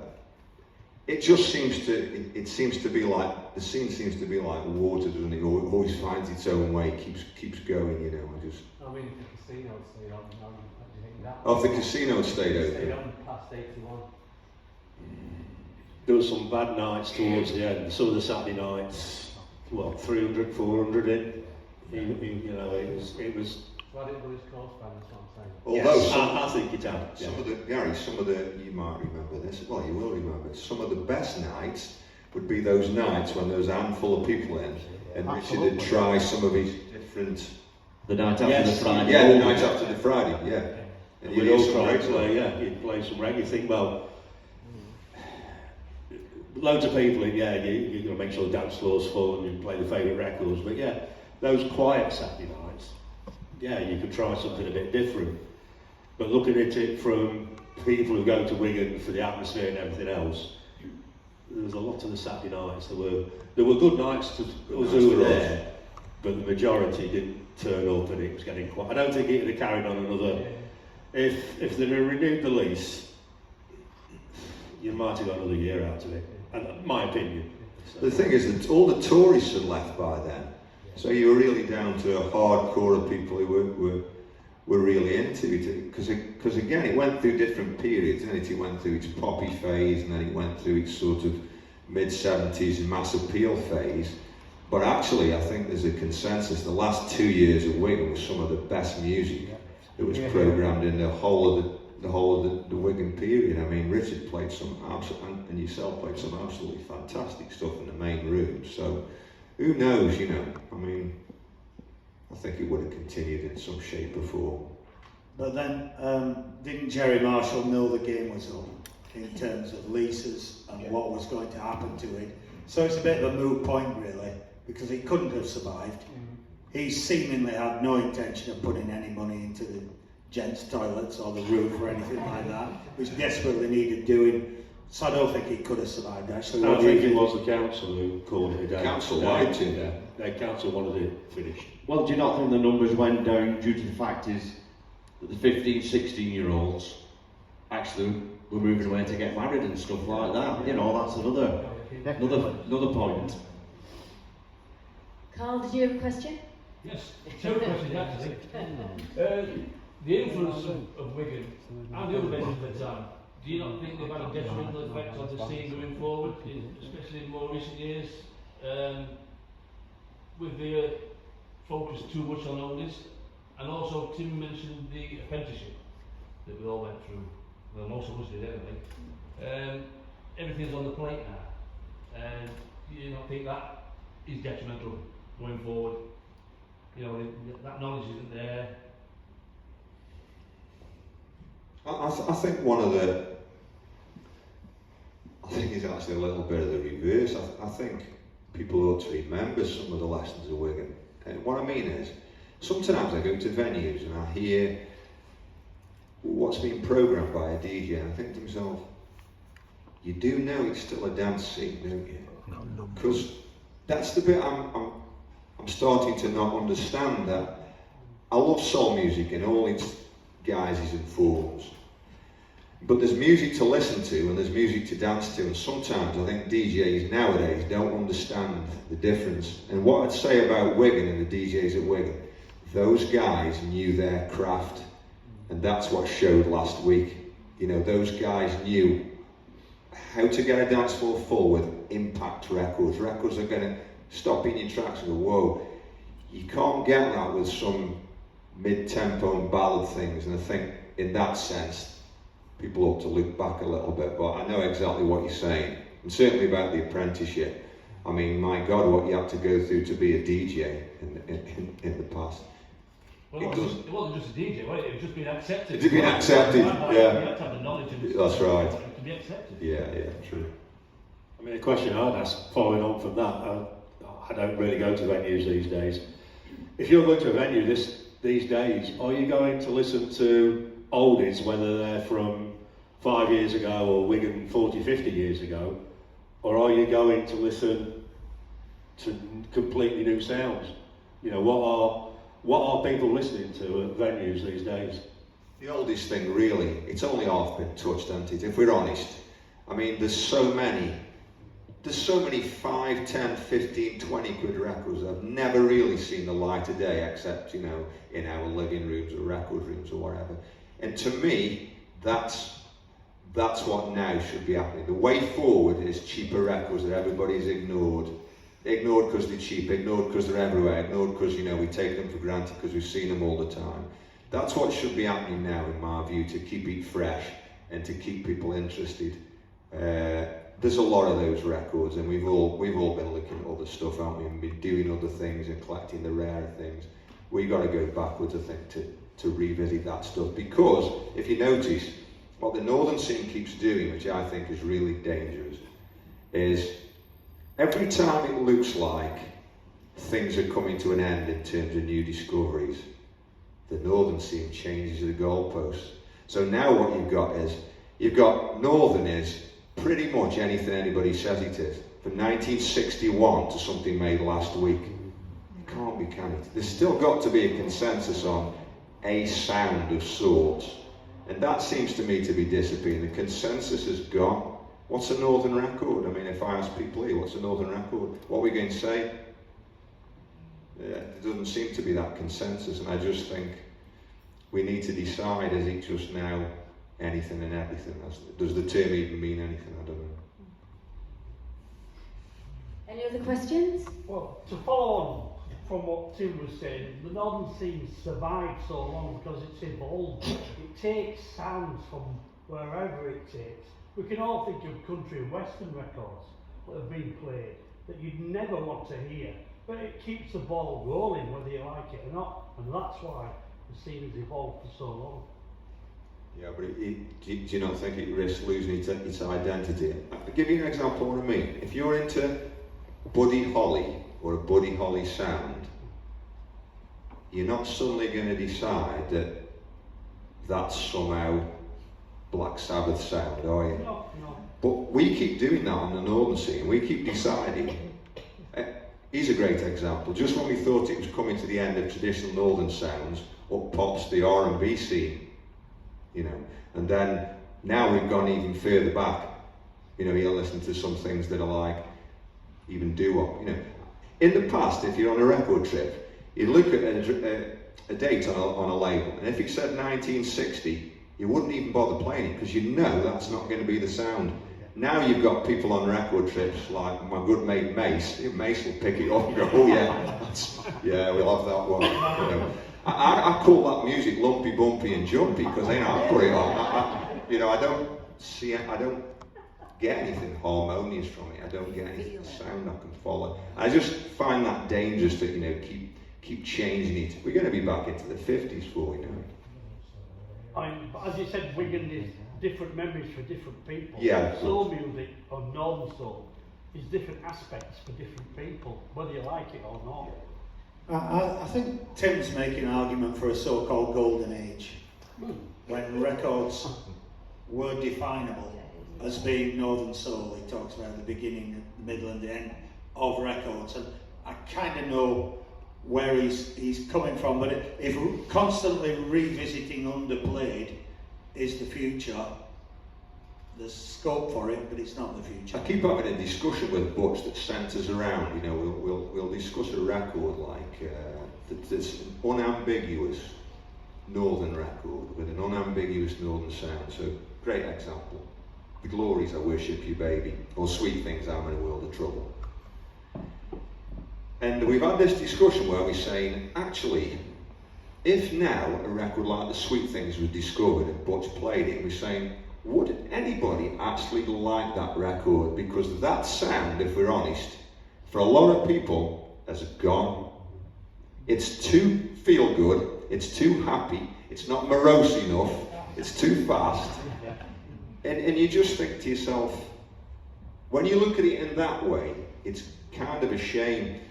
But having said that, I think it's also about people who are now in the 60s who are into soul music, or into dance, rare soul or whatever. We grew up with Motown in the charts, and a lot of us graduated from Motown into Northern, so that transition it wasn't a big transition because all the elements were the same. You got usually a good beginning, a sax break, usually under 2.5 minutes, 4 beats to the bar. So when you're suddenly listening to the Glories or Our Lovers in the Pocket, the sound's the same, the artist's different, the label's different, but the sound's there. And the thing is now, young guys like Jordan and Charlotte, their generation have not grown up with that sound. So you think to yourself, without those benchmarks to go by, in terms of moving forward with a sound for them that's northern, they haven't got that to refer to. What are they referring to? I don't know, Jordan, maybe you can shed some light on that for us pensioners. I don't know, to be honest with you. I kind of got into Motown and kind of commercial soul music first, and I've always been, the sounds that I have listened to, when you say The Sweet Things or, I Worship You Baby, stuff like that, they're always been my go-to sounds as I've been growing up. So you're still using the same benchmarks? Yeah, but the people that I've been around doing my apprenticeship, have been them old school guys, but I get what you mean, because now one of my questions that I put my hand up to ask was that there is a resurgence in young people getting into the music at the minute around Manchester, and there's a lot of clubs that are starting up, but they have never been to a traditional northern soul all-nighter, and they're going into it kind of fresh, and I get what you mean. Yeah, I do get what you mean, and the music, the kind of stuff they're playing is all over the place. So what sort of music will be played at those clubs now then, that you're saying they're opening up? Yeah. What northern soul is being played? We're looking at more like kind of that like more funky kind of R&B, that fast kind of like gritty, I don't know, like kind of sassy female vocals, things like that. That's what's really catching the attention of young soul enthusiasts. But it's more of I always see it's like that bloody awful record Nighttime. Do you know what I mean? It's by The Strange Love. It's anything with a beat. Do you know what I mean? But I get what you mean about like them great traditions. Going back to the gentleman's question over here, I'll admit my music taste is blinkered. It's northern soul that was played from 1970 to 1981, and that beat, and as Tim said, the Velvet Satins, the Salvadors. And I listen to a lot of music now that people tell me is northern soul, and it could be R&B, it could be really slowy doo-wop and all that. And I might like some of the tracks, but I don't class it as Northern Soul. But that's me harking back to what Tim said.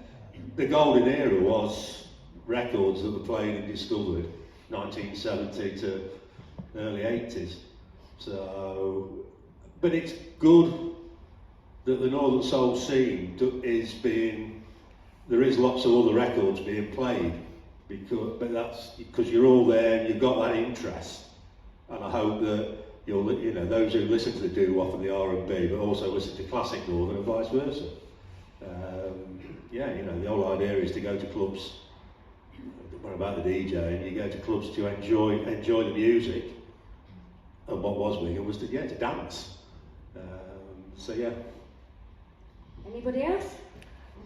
Yes. Yeah, Radio 1 and the mainstream media, uneasy sort of relationship, right, with Northern Soul. I'd like to quote an example here. Better use your head when it got reissued. I thought Christmas has come early. First time I heard that. It was bubbling under the charts, right? I think it was 1976 it got reissued.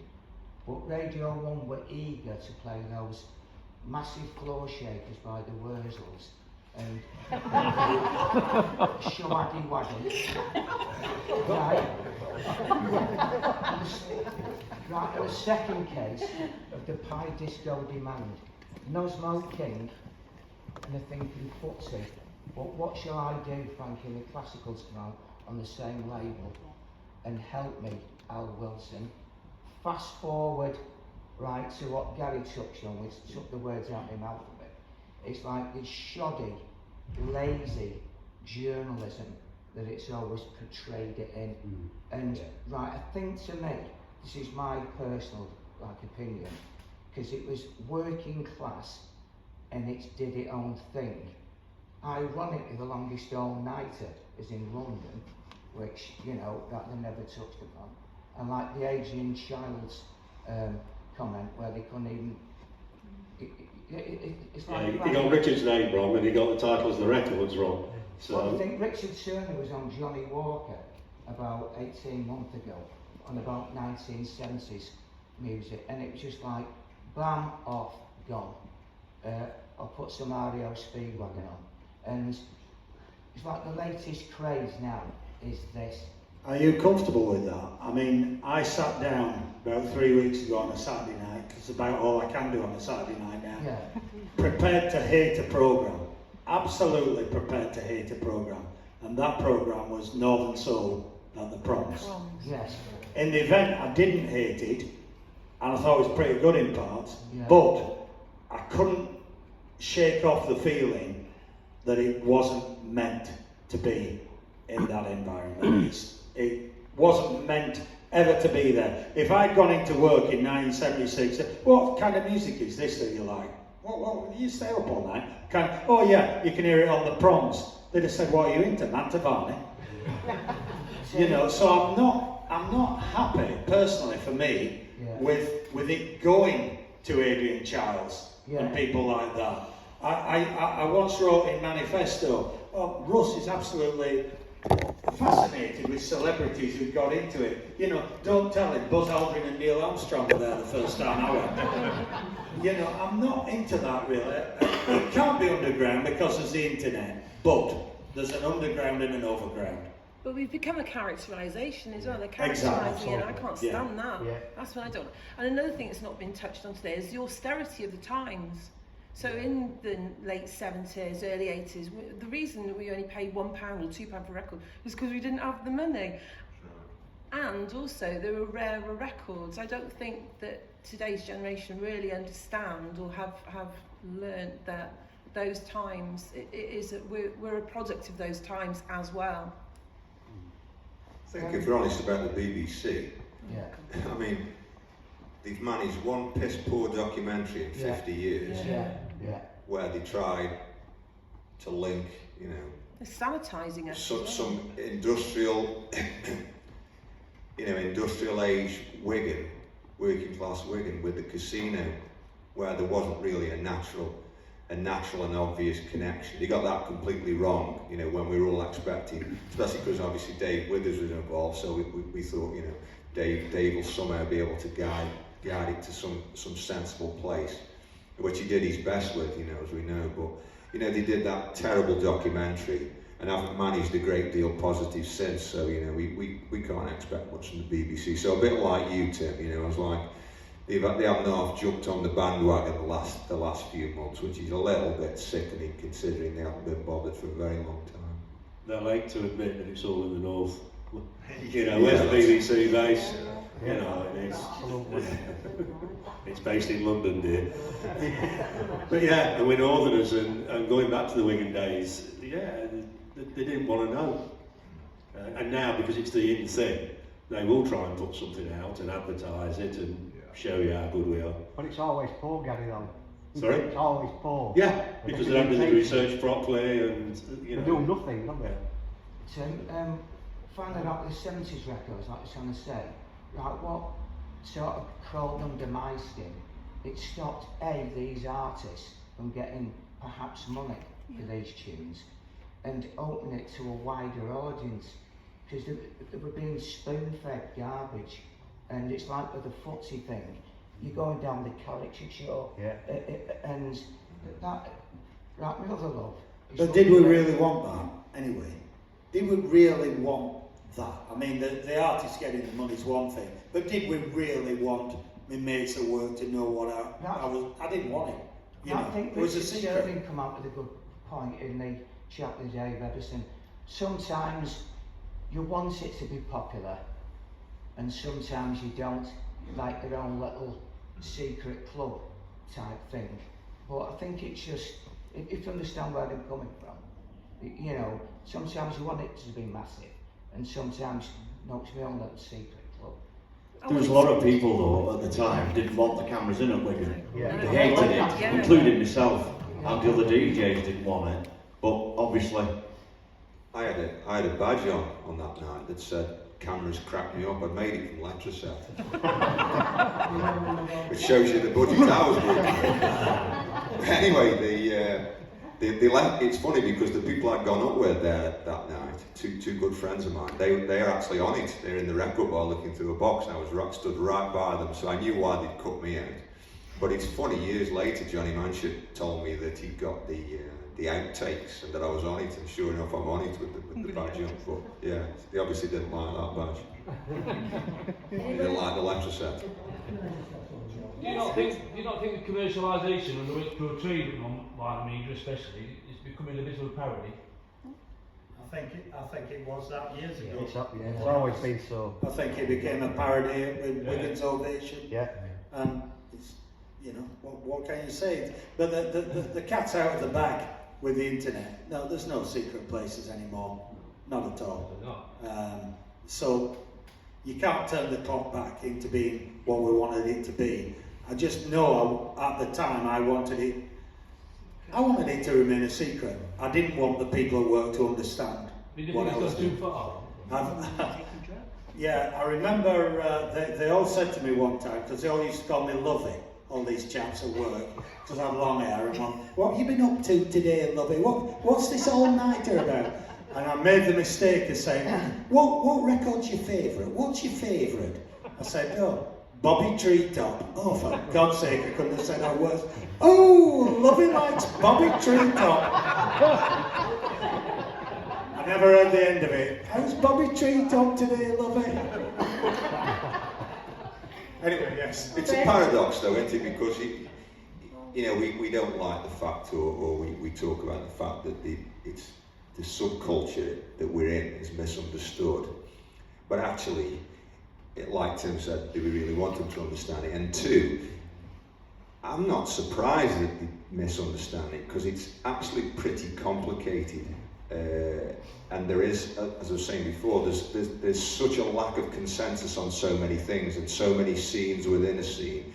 I actually think it's probably pretty impossible to accurately explain it or describe it to somebody who's not immersed in it like collectively we are. Do you think there's any future for the 90s? no, definitely not.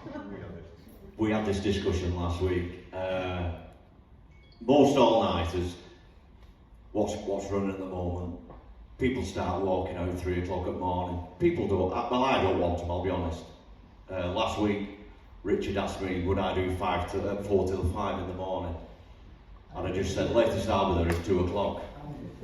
I'm just too old for it nowadays. Plus I've no additives for helping me get through the night, so... I go a bit further than that. I completely agree with what Ian says then. I think, and I've been saying, there's a few of us have been saying this for a while, you know, dare we think the unthinkable, that it's got to move into a different model. You and I were talking about this, weren't we, at Culture. You've got this model where you know, DJ plays to an assembled audience, audience dances, you know, and that's the same model been used for 60 years, I guess. You know, dare we think that it needs to move on from that? And what I'm saying is that the exponents of this thing, we're all getting older. You know, you look at the DJs. You know, you've got Richard, who says he's 71. You've got Dave Evison, who's what's Dave, 77, same. Even the youngest credible DJs are probably It's me. It's you. You're a youngster. Yeah, you're young Jordan. Jordan's I'll leave Jordan out to me. Tell that back, man.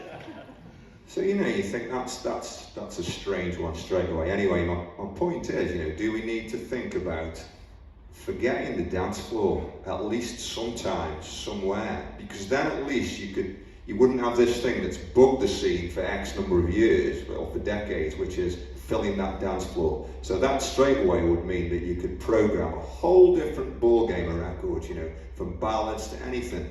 You know, just a listening exercise where you have a nice venue. You know, we're all at the age where we want those comforts. You know, we don't want, you know, liquid nicotine dropping onto t-shirts from the roof. You know, we've gone past all that. Some comfort, a nice listening exercise, and go away having been educated into some stuff we didn't know that you can actually buy. And I keep having that discussion with people saying, you know, is that what we need to be thinking about? And in some ways you can see that the Sunday sessions are kind of going that way, although most of them still seem to have a dance floor. I just think with the age of a lot of the people, we probably need to be thinking about listening as much as, if not replacing dancing at some point, especially if there aren't enough of Jordan's generation joining us. Well, you've just answered my question about the evolution of the northern scene, and you think of how many all-nighters are currently going against Sunday afternoon sessions. We all go to the Sunday afternoon sessions, but I would never dream to go to an all-night. I'm too old now, I can't do it. And that's the evolution of Deep Soul coming in Sunday afternoon sessions. Anyone else? Come on, Chalky. I expected more off you. You've covered most of it. What people forget, I think, about the importance of Wigan is that you think of the clubs before Wigan, like the Torch, Catacombs, other clubs I just can't think of. They were small room venues. Wigan was the first big room venue. So, consequently, you had to have dynamic records that would move a big dance floor like that. You didn't need 20 people to dance. You need 200 or 300 people to dance. So it had to be Salvador's, Tamangos. You couldn't have played Jimmy Bo Horn. But then, having said that, they played the Magnetics, Jackie Beavers. You know, that's not northern, is it? But credible, wonderful records.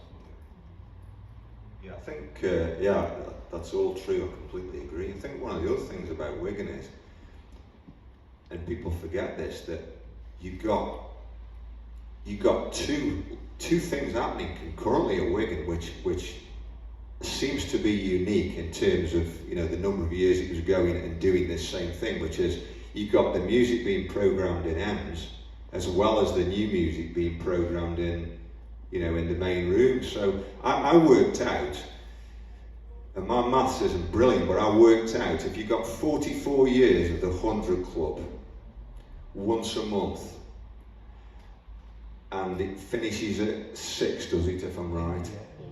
And you've got 8 hours of Wigan, even if you just calculate on the basis of the main room,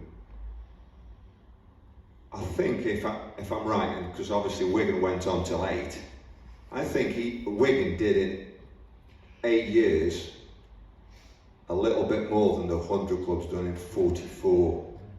And that's an amazing statistic. Now, if you calculate on top of that, the extra nights, in other words, because you got the midweek, Well, plus the ends every night, it's a hell of a lot more than the 100 clubs done. And that's not denigrating the 100 club in any way. It's a great venue and they've done fantastically there. Completely applaud what they're doing. But people always quote the 100 club in terms of longevity, but actually in terms of hours of music, Wigan tops it. And also, Tim, you've got the capacity of Wigan. Yeah. Did you say it was 2,000 or something? Yeah. Capacity of 100 club, what's that? 100, 200 people? Nothing wrong with that, but you can't affect as many people at the 100 club. 300, Derek. Is it 300? Yeah. What's at Wigan? You got a one-stop shop if you think about it. You've got something for everybody there, which I think is unusual for a venue. And you've got oldies, newies, modern. You know, you had a bit of everything. Certainly, you know, I mean, it's funny because if you look back at the history of what was played at Wigan, at its absolute most stompy, they were playing things like Love Bandit. And you think, that's amazing when people criticise it for the music policy, but actually there's a wide range of music played. And I was telling my mate Koss there on the way up, in that book of Russ's, he goes into just how many records that were played at Wigan actually made the charts. You know, things like Hold Back the Night and stuff like that. I mean, the variety was absolutely amazing. Well, there were certain records played as new releases, weren't there? Carol Anderson was one. Philly Simon was another. They all played as new releases at Wigan.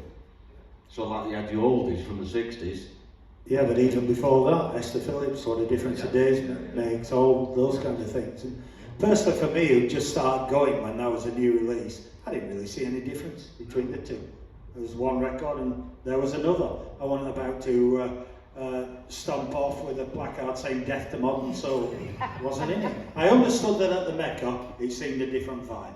That I understood. And I understood a lot less of the records there, because I was never regular. And if you went back another 2 months later, we're a completely different set. But nonetheless, as Tim said, it was a wide spectrum, it really was. Anyway, I've got a question for Tim and Tim. Tim. You just said it there. And the turn-ons. No. During the early days of Wigan, nobody knew what Rare Records was. So can you tell me when the Rare Soul scene started between you? Well, for me, I considered buying something at Wigan. I remember buying Diane Jenkins' I Need You, which is another modern-y record. I can't believe now I paid £6 for it, which was a lot of money then. And it was actually more or less new. So as far as I was concerned, the records were starting to get expensive as a collector. They were rare, and I kind of liked the fact that they were expensive, to be honest. It was yet another thing that made it special. Not that I could necessarily afford it, but whoa, have you heard about this? So-and-so's gone for £40. Yeah. It made it special. It was yet another thing. I think it would have to be Stafford. Or beyond Stafford. Because I was thinking about some records of Richard's that I uncovered and sold, and when I think what I got from it, it's absolutely amazing. When he was playing the Phantom Janitor, which was the biggest record at that particular point, and everybody was speculating who it was, and you know, there's some ridiculous things. There was the rock group Whitesnake and all these other stupid rumours. I don't know if people remember that. Everybody wants to know what it was anyway. Again, total fluke. I ended up with it. And he still got it covered up, and I sold it to Phil Dick for £200. And if you think about that, £200 at the time was probably, I'm going to say, it was probably a couple of weeks' wages for most people. I mean, that's amazing that you could, you know, that's all you could get for a huge Richard cover-up. So something's obviously changed massively, since then. I think records are changing hands for 100, 150, something like that. But didn't somebody offer Richard 700 for Cecil Washington? Yeah. All of a sudden, you're paying out 150 quid for a record, which is a lot of money, but that was like the accepted high. Because I can remember going to Soul Bowl and paying 100 quid for a record, and it was the first time I'd ever done it. Yeah. But then, 150, no, it was a lad from Scotland who'd started DJing or something. And he went up to Richard and he went, well, I'll give you 250 for it, I'll give you 700. And I think Richard sold it. And to me, that's when, yeah, records just went.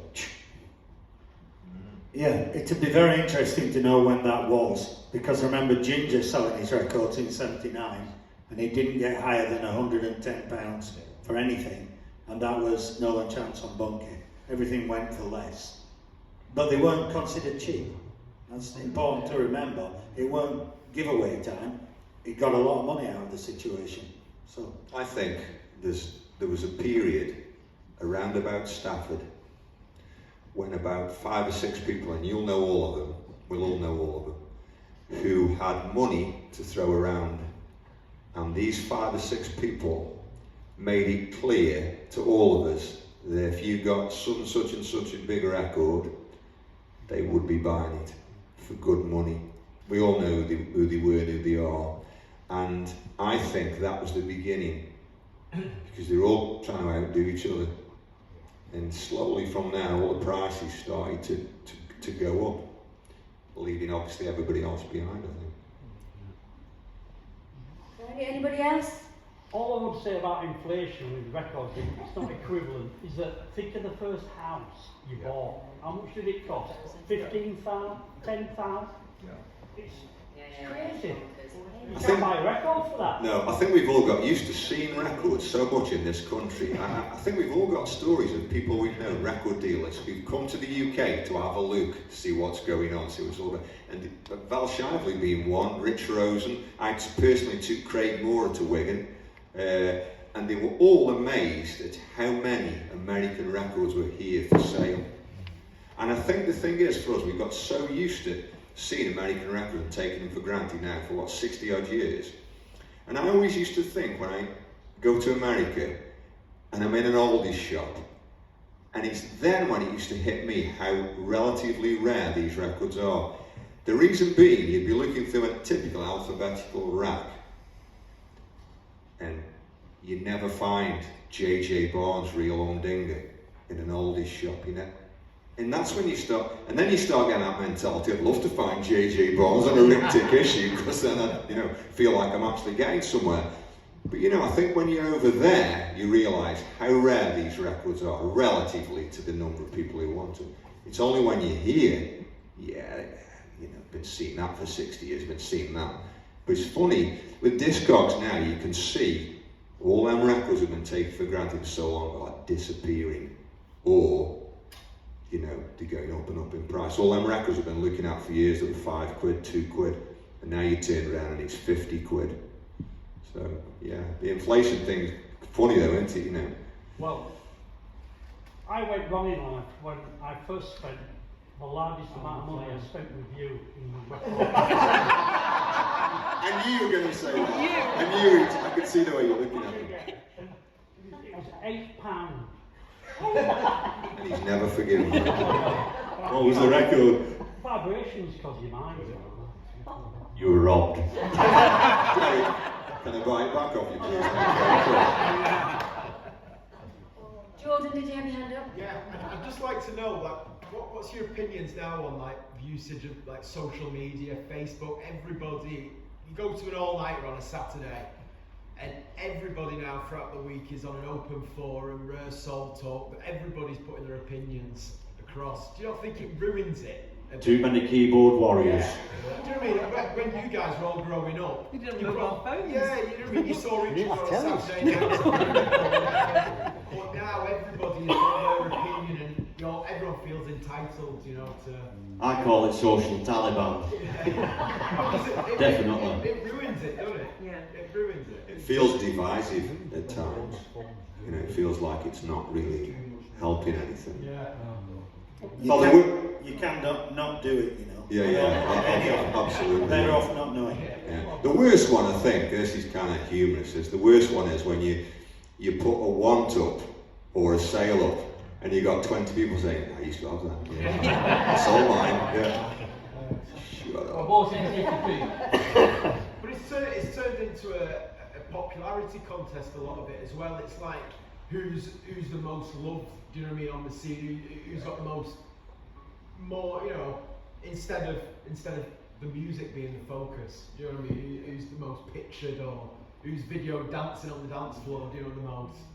I think all those conversations that take place, you know, on say Facebook and so on, well, they're the conversation you'd be having in the record bar with somebody, but minus the bitchiness, because you just be, you know, just be talking to these guys about, you know, what was being played or what you just bought, or, you know, you'd be minus stomped all on the... if you showcased. Sorry? In those days, you'd been stomped on. You'd been ignored if you tried to showcase and do the. And don't you think a lot of people are brave behind anonymity? Yeah. Some username. Yeah. Well, tell me who you are, and then we'll talk. Yeah. You know, that's my viewpoint. I was just going to say, it's wonderful that everybody's got a voice. We've all got something to say, but not everybody's got something to say. You don't need to hear everybody's voice. Well, well, can I please round of applause? I think we're going to say that